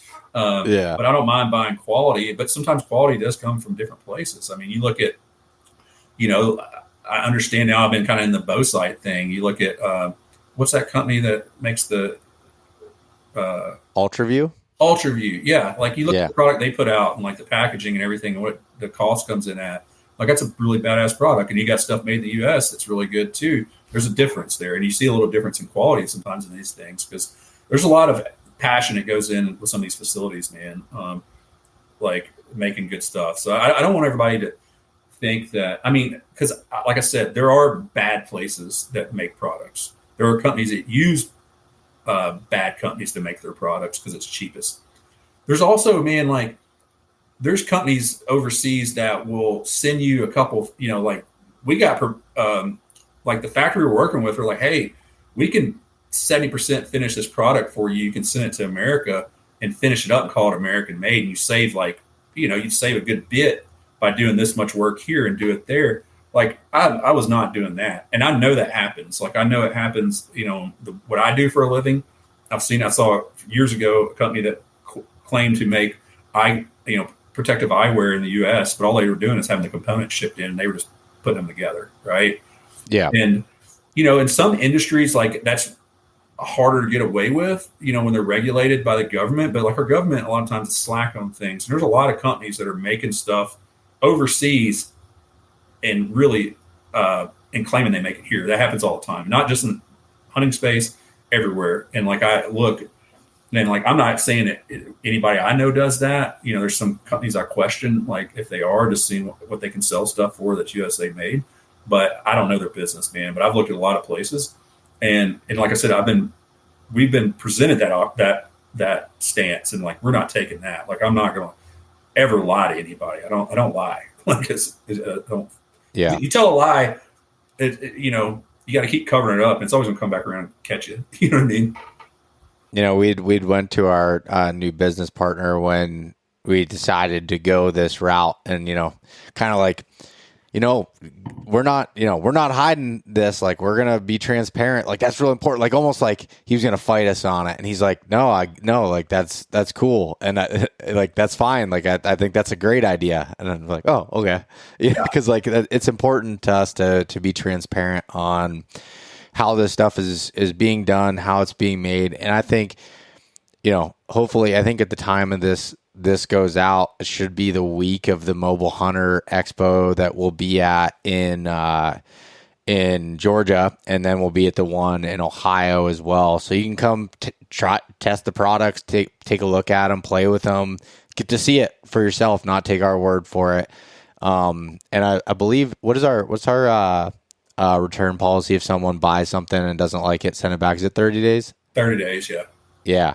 So, like, you know, check this stuff out and see for yourself. But I'm been very, very impressed with it and excited. So, like, the 2025 products, you know, you touched a little bit on the existing product. So, the Ultimate saddle, the only change there is the material on it will be quieter. And it's actually a little bit more durable, even though we really didn't have durability issues on the other one. But yeah, everything is the same. It's just the material we designed. It's still got a lot of the same features. It's just a little bit quieter. Yep. And yeah, so that was really cool to be able to see that. The Nano, do you have a Nano? No, you don't have a Nano here. You'd sent that. No, I don't have it. The production, because all of our samples, our final samples, the color was a little off, so I don't have one of those, but they should be here. So the only thing that changed on that is we changed the color of the main panel from black to green, because we had some people that, you know, I've killed deer at 6 yards wearing black pants, like in a tree, you know, like 10 foot up. But some people, like, you know, perception, like they think black, a deer can see black or whatever. So we didn't have the ability to, my dog didn't know what that saddle was. And like, took Have off. a Belgian Malinois, the most dangerous dog in the world, but he's scared of so many little things. But we couldn't get that fabric of the Nano in green here. It's only available in black and like it's like real light gray. So we were able to re-engineer that fabric, and we did it in green to match our color scheme that we have. We like the earth tones. So the Nano is going to be the same saddle. It's just a different color. Yep. So still the 4-way stretch in it. And, from a single panel standpoint, and that price point, it went down from $329 down to $279. So another $50 drop on that one as well. Yeah. You look at the price point on that, man, like the Nano is the most underrated saddle we have. Like it's out of all of our, like, I say Nathan, Chris, and I believe you use it a lot. Like I use it more than any of them. Like I use the Nano more than any. It's my favorite saddle. It's designed to be minimalist, but it's freaking really comfortable, man. Like I was sitting in that thing 8 hours. Like we did the right things in the right places. So you can get a product. You look at like a lot of other single panels that I think people like assume we were just another single panel saddle. Like, but their price point was just higher. Like we're in a price point now competing with a lot of the other single panel, even mesh saddles at a price point. And it has features like a platform hanger and, magnetic stick holders on the side, like things that you don't have, the tacky bridge, awesome buckle, it doesn't come loose material walking, a saddle that you can wear, you don't even know it's there at a really good price. So like we're competitive in that market, but nothing's changed except for the color. Yeah. So, okay, we got the Nano saddle, but we do have a brand new saddle coming out, which is called the Duel. And this saddle was honestly 100% designed and built because of customer feedback. Yeah. Yeah. So essentially, we had our OG black belt, which was, our lowest cost saddle, I guess, kind of entry level. We went away from that because it didn't have, enough features. It was pretty cheap. So we didn't produce that last year. So essentially, I'm not saying we're replacing that saddle with this one, but this one is like just another innovation in the 2-panel world. I mean, it's not really that much of an innovation. It's just like it's a downgraded Ultimate. Like it has some of the things, it doesn't have some of the things the Ultimate has. Like for instance, you don't have your mud flap stick hauler in the back. We did keep the platform hanger just because like that's something I think it's just like I would take that over stick hangers personally. And no matter where you do this, like these components are expensive, so they're not super cheap even in Asia. But a thing that we did make a change on that was coming from customer feedback is, on the Ultimate we have a male-female buckle, so you get a little bit more extension there, and people wanted their saddles a little bit tighter. So we went to a G-hook on the back here to hold the panel up. It's still adjustable, but just one little feature there. Same thing, same materials being used, and you still got the tacky bridge, which everybody really loves. You still have our magnetic buckle on the front that's easy on and off, and you can adjust either side. It stays. The number one complaint I hear from people about a lot of their saddles is how they come loose when walking. And that was something that we definitely, we changed, and I think we did an exceptional job. So we're always going to keep a really nice buckle in our saddles that doesn't come loose, because there's nothing more mentally draining than like walking with a pack on and like feeling something. Either your belts come loose and your pants are starting to slide down, or your saddle sliding down. Like it's just, man, it's kind of like a mosquito buzzing in your ear, right? So really happy with how, the saddles, not much change except for this year, except for the Duel is a new addition. I will say, like, we've got some stuff in the pipeline for the next year or two that's definitely going to be really cool. But we haven't, I'd say it'd probably be, maybe next year after. Like, we don't want to get thorough testing on it, but like we're making, and there's, in saddles, for instance, like there's only so far you can go with certain things, right? With your webbing, and like once you know that basis works and like it's not going to fail, like the enhancements of the saddle is stuff that like you don't need to put 2 or 3 years of testing in to see what the longevity of it's going to be. You can know that the foundation and the structure works. It's just like you're adding these little incentives, I guess you would say, to the product to make it cooler and better. Yeah, and to give a little bit more detail on the Duel versus the Ultimate. So the way I would explain those two saddles is your Ultimate is for the person that wants to have everything built in, wants to have all the features, doesn't really want to add anything to it. You can carry your sticks on the back of it. You have the magnetic stick haulers on the side. You got the platform holder. You can disconnect the two panels. It's the most comfortable saddle out there. It's, Outdoor Life, that was the one that won the best overall saddle of 2024. Now the Duel is the same platform, so using the same foam that is in there, you'll essentially have the same level of comfort that you would have in the Ultimate, but removes some of those features that think of it and the way we were describing it on our call was like, you think of okay, say a Chevy 1500 truck. You got the LT model and you got the LTZ High Country. The Ultimate's like the LTZ High Country that's got all these extra bells and whistles that make it super cool. But for the guy that's just like, I want just something that's going to work, and it's comfortable, gets me where I need to be going, that's what the Duel is without having some of those extra components on there. And that's the reason for that being cheaper. Yeah. And it's a great saddle. I mean, we're trying to make stuff that kind of fits for different people, right? But, it's advanced products, but, not wanting somebody that doesn't want them to carry their sticks, or even you can carry more than just your sticks. Like, if you don't want to carry your sticks back there, if they're on your backpack, you can put a layer in there. You can do all kinds of things with the mud flat. But trying to, give people options. It's not completely modular because you can't take these things off, but it's just like a different option of the same product that's a little bit more slimmed down. And it comes with a better price point. But and the also for the Duel, one way of I don't believe they're not as nice as the magnetic stick haulers, but we have those little AM steel options on the website now too that help for a lightweight kind of minimalist way of hauling your sticks up. Those work too, so you can add those on the side. I think they're like $7 a piece. They're pretty cheap on the website to be able to add that there. You can customize it the way you want. And then also in the soft goods stuff, we made some changes to our bags. So this was all customer feedback stuff too. Like, as you said earlier, I'm a minimalist person, so I don't need a lot. So I got by just fine with our bags, and a lot of people did, but we had certain people carry more stuff in their bags and ask for a little bit bigger one.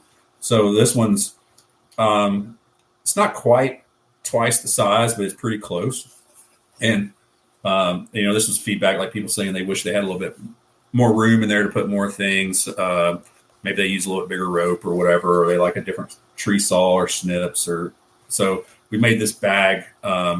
It's got a quieter shell. It's the same material we use in our saddles now, which it was before, but it was just a little bit louder. So, the reason we did that was feedback from a field, i.e. Johnny. Johnny was the biggest voice in that. Because on a very quiet, cold morning when all the leaves are gone, we all know when we lean up against that tree and move, you can hear anything. I mean, you can hear a squirrel fart on those mornings, you know what I mean? So we want to get that as quiet as possible. And, you can get quieter with materials, but the problem you're going to start getting into really nasty stuff. That you're going to get kookaburras stick to all the time, and all these little problems. So we really try to balance in between to have a very durable material that doesn't pick away, and it's also not going to attract thorns and stuff that's bad or get torn. But still the same. I've got this one stuffed right now for photos, but still the orange inside. Made it bigger. We also improved our attachment method on the back. So what you have is we have a kind of a more rigid piece here that goes through your molly, and it has a tri-buckle on it. And we have a laser cut molly down here that it goes into. And what that really does is it really stiffens it up on the side.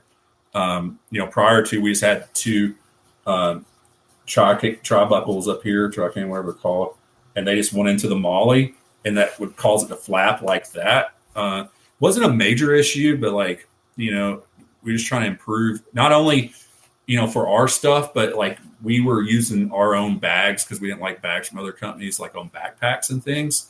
So we went with this. This one here will feed through any type of molly panels. Because like Beau, I know you used all of our stuff on your backpack, and so we want people to be able to buy our products and say that, like you're on a budget and you're like, well, I can take bags off my saddle and put on my backpack for a Western hunt. Like we want to make sure our products work and do that because they are a little different than what's out there, and a little bit more spacious, waterproof zipper. And so, that's our side bags, which for those, And I wanted to say real quick on that. So yeah, the size increased a little bit. But that molly webbing attachment on the back, I think is big for when you do want to use them for a backpack or anything. Because that was the feedback.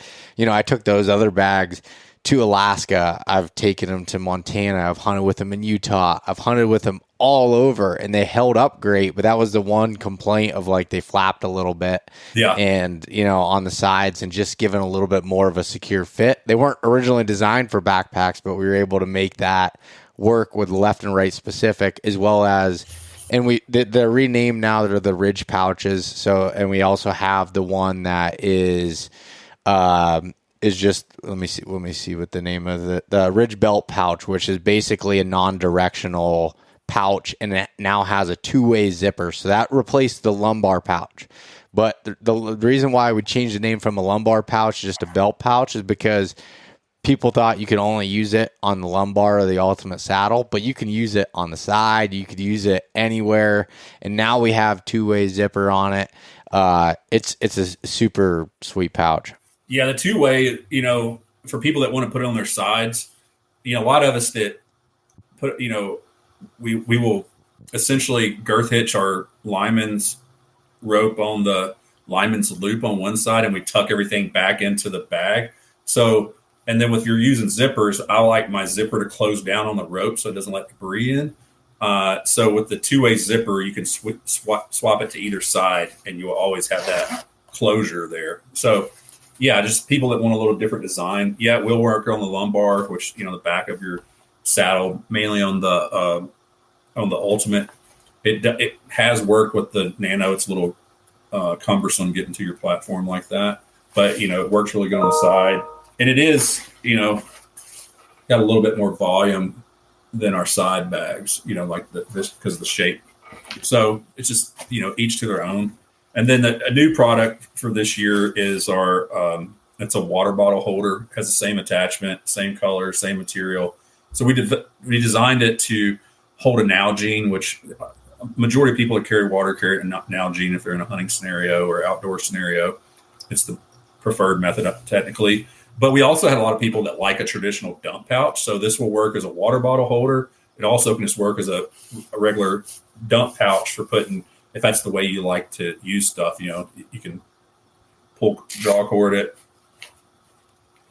Really lightweight. Yep. So, yeah. I mean, I like this.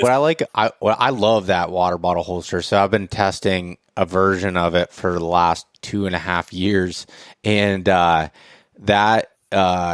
so the thing that changed recently was the material. Went to a little bit of the quieter material that's on it, the same material that you'll find on the side bags in the ultimate, and having a little bit of stretch to it. But what's nice about that material is you still have rigidity to be able to help find the hole with your water bottle, get it in there, but you can also make it like you can cinch it up and push it tight to you too, and it will collapse to, so it's not just sticking out as you're walking through the woods and creating space. So that's what's really nice about that one.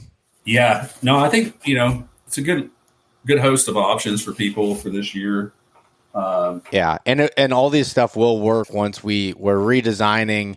We did the launch of the Ridge waist belt, and we launched that last year, which ended up being kind of a total fail for us, to be totally transparent, from the standpoint of the cost of it was outrageous for what we were able to be able to do.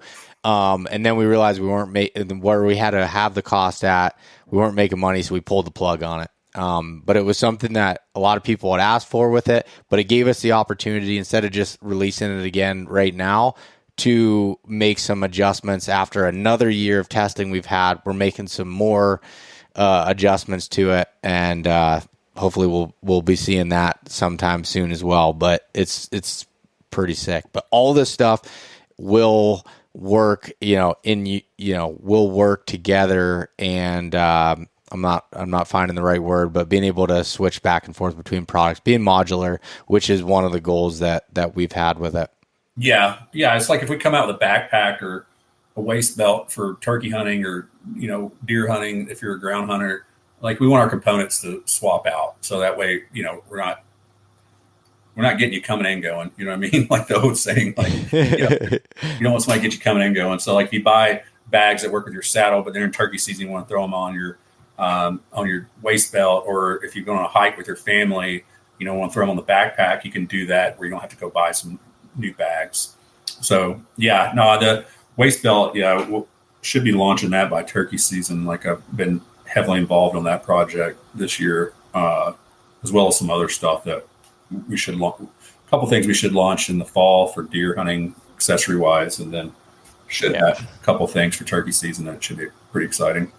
Yeah, and I won't tease too much, but some of the things that will be coming out later in the fall, they're not saddles, they're not anything that we've had before. That's all I'm going to say. But if anyone's been listening for a while, you should be pretty excited because I've talked about this before. We've talked about I'll leave that alone for like so long, like. Dude, for like 8 years. Yeah, it's been a dream. Yeah, no. So like, oh my gosh, I'm so excited about that. And for everyone else that's out there, that I know this question is going to come up. I get this question a lot, is about the backpack. And because, dude, we've had the backpack is saying we're coming out with it for like 4 years. But this will actually come to market. But as far as I know, won't be this year. No. I went back. I don't want to go into too many details there, but like just seeing what we could do now, and like, able to get the product that we want, like, I mean, we weren't going to have expensive product. Don't get me wrong. But there were still some areas that like we couldn't do just because it was going to be too expensive. And so, but the backpack should be on sale next year for sure. I mean, we've got enough basis of the design. Like we're just making some tweaks, which I'm leaving to go to Asia this coming week. I'll be over there for 10 days designing product with factories, and they've already started working on the backpacks and the stuff. I'm just going over there to review and make any changes, and so that way we can fast track stuff and have it. Yeah, get some more samples to test some more and work through it. But and then as far as, so at the time of listening to this, the saddles should be available for pre-order, and the side bags and stuff at that point. If not soon, if not, it might even be shipping close to the time this comes out. So make sure you check the website exactly for that.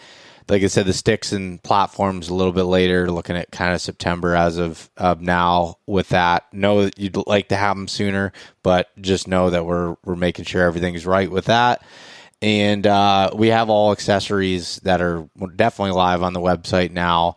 Redesigned the SSP rope to make that a little bit easier to be able to use. That was a popular seller for us. That's been redesigned a little bit. And to make it, really what the redesign was, is make it work easier with different trees, with different size trees, and not have to have a super long rope because you have to bring that one back around. So we can use the same size rope, which change the diameter of it for like using something like the kunai. Oh, we didn't talk about the kunai or the sticks yet. We have all. Dang. Yeah, which one do you want to talk about first? Let's go to the kunai. Okay. Yeah, so this is the kunai. It's what we're considering a hybrid platform. Now, anybody that's like been hunting for a long time, like this design isn't like, it's not the first of its kind. Like the design itself was made back in the day. But so essentially, I was aware of the product, and a lot of buddies of mine that are older, like always talked about the product. And so like there again, like there's only so many ways you can like create a new tree stand or saddle platform. So it's like, sometimes you got to take something that was existing that kind of worked and just make it more modern and add some, features and benefits to it. So that's where the kunai comes into play. And if you look up like Japanese terms, kunai means a multi-use tool, which, this product, like I said, it can be used as with a saddle. You can get into it with the regular tree stand harness, because you got enough real estate here.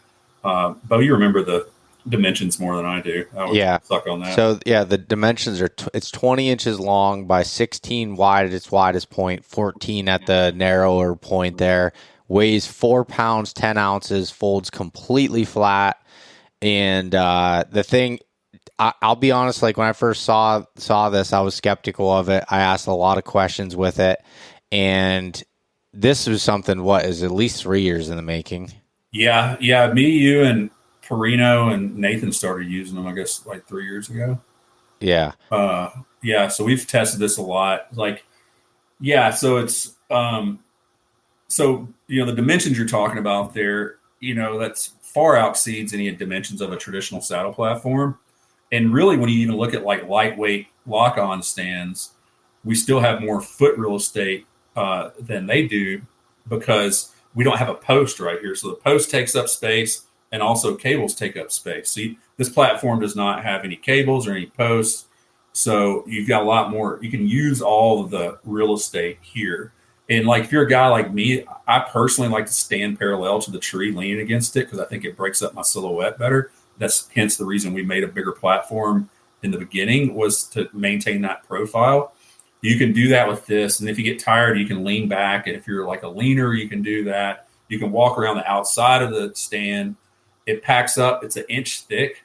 So there's not a platform that folds up tighter than this. I mean, we're talking 4 pounds, 10 ounces. There's not a lighter product on the market with this type of real estate.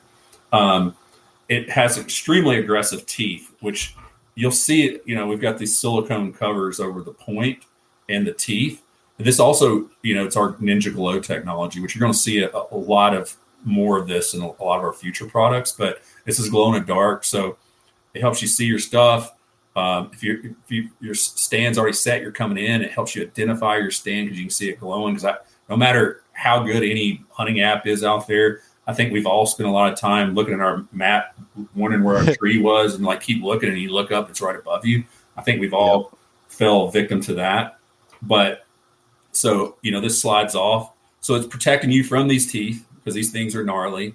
And it's also protecting your gear from this, because I've cut my own gear with it. So this protection is for you and for your gear, and it has the glow in the dark capabilities. But these teeth are nasty. I mean, they bite in a tree it's crazy. You get a point. So how this sets into a tree is, so you essentially lock it in like this. You've got rope connection points here for the attachment method of choice. You put it up like this, you cam it over, and so right now I have talking about our safety, I have a redundancy here. So in case something was to happen, your bottom anchor point comes out, it's going to be tight, so it won't trap door on you. So when you were really setting this up, you'd have this pushed out, and then you pull it down, take it down, and you go past level, and then you bring it back up, and then you bend this in to get wherever you want your platform to be, level wise, and you pull down on this, and it locks this point to the tree, and it gives you an absolute rock solid bite into the tree. And the beauty of this design is it does not matter how crooked a tree is, any bends that come out, knots. I think if we've used platforms with posts or tree stands, how many times we got in a knotty tree and you can't set it where you want because there's a knot there that post was going to hit. So you can maneuver this stand. If there's a knot right here, you got your connection point here and here, you got around the knot. And you can also you can lock this thing on trees like that. I've put it on trees coming out and then put the bottom straight out like that and staked it down into a limb. Just kind of, your options are limitless with this. I know we'll do some stuff with like Perino, like hear him talk about like the buck he killed last year that he set on in like single digit or very low double digit weather for like 7 days straight. Like he's like, there's no way I could have got any other stand in that tree besides this one. But yeah, it's super cool. Really excited about this.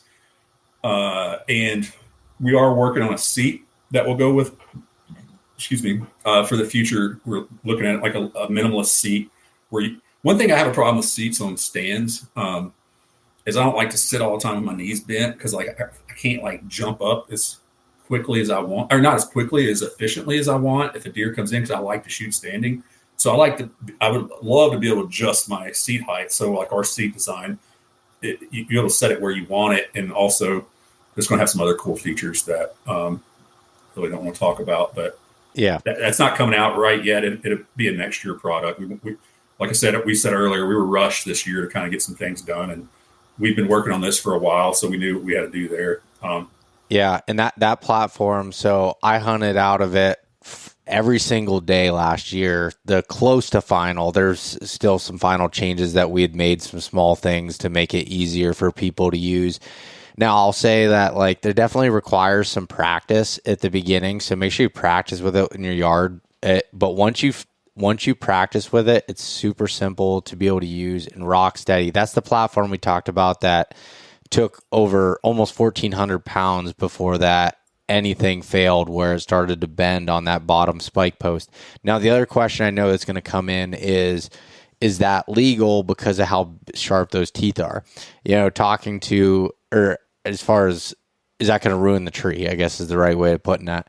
And talking to Kenny Kane, who, if anyone's listened to the podcast for a while knows Kenny, forester, very, loves trees. He's like, dude, that doesn't even go through the cadmium layer. That's not going to damage a tree like screwing in a spike would.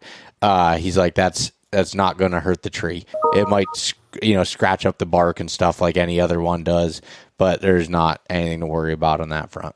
Yeah. We'll have more details, like more video on it. But like, I think it's something, I know we started showing it at shows, I guess last year. And it's gotten a lot of attention because there really is nothing like it on the market. It's just, it is a it's a, like there again, we were talking about earlier, it's a stand you can carry where you don't have to hunt for a tree. You can just hunt for deer. Yeah. Oh, definitely. All right, let's go to the last thing. The C2. They trademarked that. I don't think anyone uses that term. What term is that? You don't have to hunt for a tree. You can just hunt for deer. It's our new. There we go. I like it. Or at least put it on a shirt. Yeah. All right. The C2. Yeah. So the C2, man, like our sticks are kind of like, they're very well known, man. And like, even like we never could keep up with production. And like to the point where, we were selling a meat eater. They were buying camo versions and like selling these sticks for $185 each. Like, it's just crazy what people were paying for them. They were $195. Oh, $195. Okay. So yeah. So like it is a tried and true stick. So if you notice in this stick, like it looks very similar to the C1. I mean, the same tube, same stack that's inline stacking. I think we were one of the first company to ever do an inline actual stack. Everybody else likes stagger stacks and things like that. Don't hold me to that, but I'm pretty sure we were. So we did reduce the size a little bit. We went from a 20-inch to 18-inch overall length. People were wanting something a little bit more compact. A lot of people were using 8ers. So like if you look at the market on sticks like these days, there's people using 12-inch sticks, you know what I mean? So we kind of fit a happy medium. What's that? 18-inch sticks, and it's like 16 and a quarter step to step. So it makes it a little bit easier for certain people to reach the steps.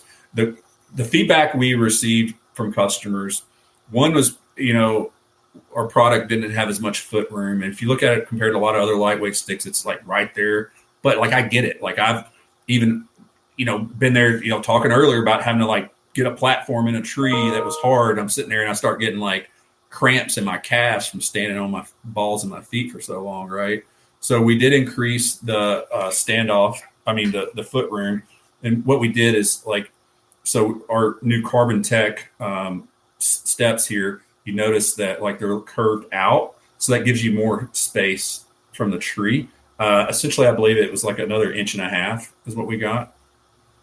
Yeah, I wouldn't hold us to that, but it's at least an inch that it gives you of more distance there. Yeah, I mean, I have pictures of putting them next to other lightweight competitive sticks and shows the difference in the standoff. Like, I'm not that guy. I'm not going to like post that kind of stuff, but like it is, on par.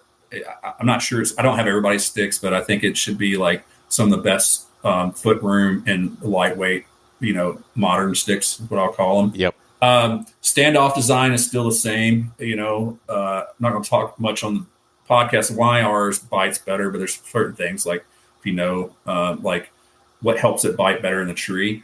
The only thing we did to the standoffs, we put some like little weight reduction holes in the back here, so they took a little bit of material out. Also, just makes it look cool. You know what I mean? In my opinion. Yeah. And we changed our tie off points from a Versa button to like these dog bones on the side. So essentially, gives you a lot of different options of how you want to attach. Use your attachment points. Like you can, if you're using lightweight like am steel or something, you can like feed the eye through on the eye that goes on the tie off point. You can put it through here and girth hitch it on there so it doesn't fall off. I think we've all had that problem where you just have that open eye and like your ropes fall off when you're climbing a tree or something. You can like traditionally tie it around the tree like we always have, and like double half hitch on the side. You can also use, do a figure 8 pattern like you see on boats. Like you can figure 8 this and then put a half hitch. Lots of different ways. And these are metal, they're not plastic. So, our original ones were nylon, which worked pretty good. And then we were quiet and light. We picked up a little weight, but they're more versatile. And also like, we don't want to put plastic on the sides, like, cause it'd be easy to break, so like, we didn't want to do that. So it's all billet aluminum, looks really cool. And also, the other thing, we've added our Ninja Glow technology to the caps here. So these are glow in the dark silicone caps. Can't really see. Got our TN logo on them. But, so it helps you when you're coming down to see where your foot's going to play, especially if you're a guy that doesn't want to turn their headlamp on until they get the ground. Like it makes that a lot safer. Also, like we were talking about earlier about with the Ninja Glow on the Kunai, it'll help you find your stand in the morning because you'll have sticks going up and a platform. So, the glow in the dark technology we're going to use there. It's really, it also just makes it look cooler. So you're getting a really competitive product at a good price. And then the other thing, we started working on this back in 2021. So as you see, like they lock together. So this is our magnetic stacking. We started working on this in 2021. A lot of people that came to ATA saw it because I had some there. And so we were able to perfect that in this new stick where it works. Honestly, this works so good. Like I've picked up a stack of 9 sticks by holding the top stick on. This is the carbon. So it, comes apart there. And then it goes back. Can be a little, there we go. They will clang a little bit. Just forewarning you. But you can, like these magnets are strong enough, you can put a little piece of tape or something there if it becomes a problem. But it's like anything else. You start to learn to use your equipment. You learn how to make things, work the way you want them to. And the cool thing about it is, too, you can carry 4 sticks on your side. So you could have, if you're using our saddle with the magnetic stick haulers, you could girth hitch it on this stick and put on that side. And when you get up, you can just pull this stick off and then set it. So you can actually carry 4 sticks up the tree now with our saddles.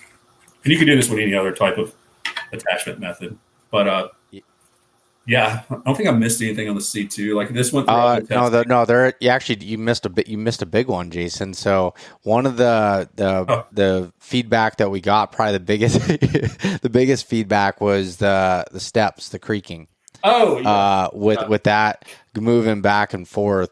So that has been fixed. Yeah, we did have some feedback from people on that. And with this new step design, we made it deeper. So, and it's honestly, it goes to the engineering and the tolerances. They get tolerances very tight overseas. I don't know what they do different. I don't get it, but we were able to do that. And so our step prior was machined out of solid stocks of nylon. This is an injection molded step, but it's a carbon plastics blend. So, it's primarily carbon material in here. And that's what, we call it the carbon tech. So it's injection molded, but yeah, more foot room, no squeak. Yep. And they will come with an attachment method now. They'll come with an AM steel attachment method now. Yeah. These are going to be sold as packs of 4 and as singles. So, and they'll come in a box, four attachment methods ready to rock and roll. Yeah, singles are $129.99, and the pack of 4 is $479.99. So you save a little bit, you get them together. But we're able to do that at a lower price than we were with the original C1s by $30 each stick, which is pretty significant with having these upgrades to that stick. Oh yeah, I mean we're in line price wise with all our major competitors on like advanced sticks, but in my opinion, you're getting a lot of these products don't have as many features as these do, so like I think it's a good price in my opinion. Yeah, no, but yeah, that I'm super excited. For everybody to get to check these out. And like I said, if you're at the Mobile Hunter Expos, make sure you stop by and say hello. Jason, Gunner, and Adrian, the team, will be down at the Southern show, and then I'll be at the Northern or Midwest show, however they're calling it, in Ohio with Johnny and Gunner and a little bit of a crew up there. So yeah, check it out and check out the products, and also if you go to timberninjaoutdoors.com, you can see everything there. Trying to do a good job keeping it updated as far as if things out of stock, when they're coming back, but also sign up for that newsletter to make sure that you're notified on that. Yeah.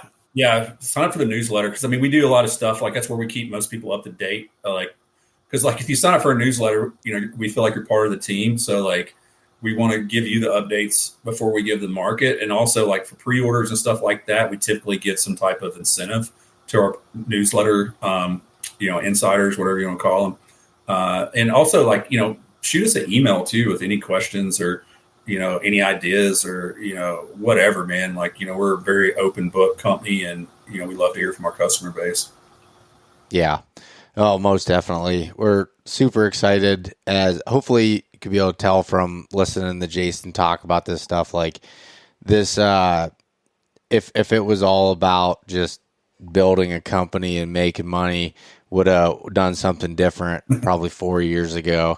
So the passion is there, and that now we're able to continue to deliver and innovate on these products and just continue to move into the future with it. And I'm really excited about it. Oh yeah, man. Me too. Honestly, I'm not kicking sand on any of our competition, but I don't see anything that comes out really cool.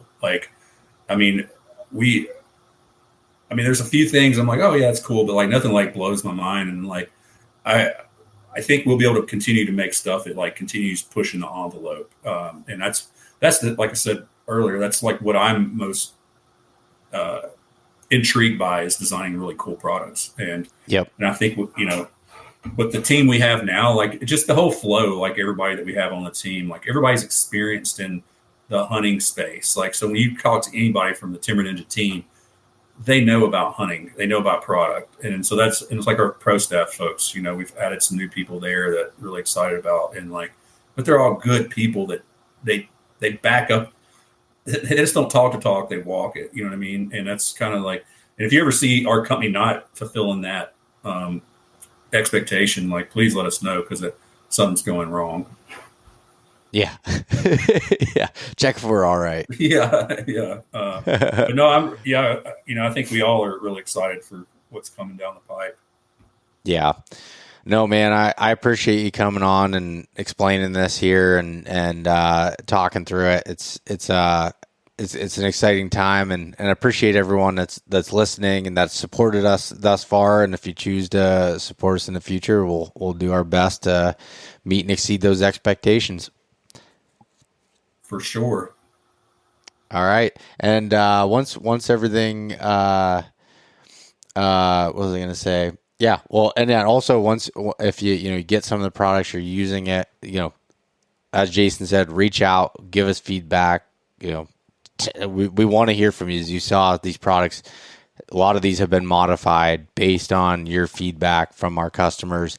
That's important to us. So I'll end it with that. But yeah, thank you, Jason, for coming on. I got to run to a dentist appointment, so I'll probably get taken off. So sweet. Yeah. Yeah. Thanks, buddy. Thank you.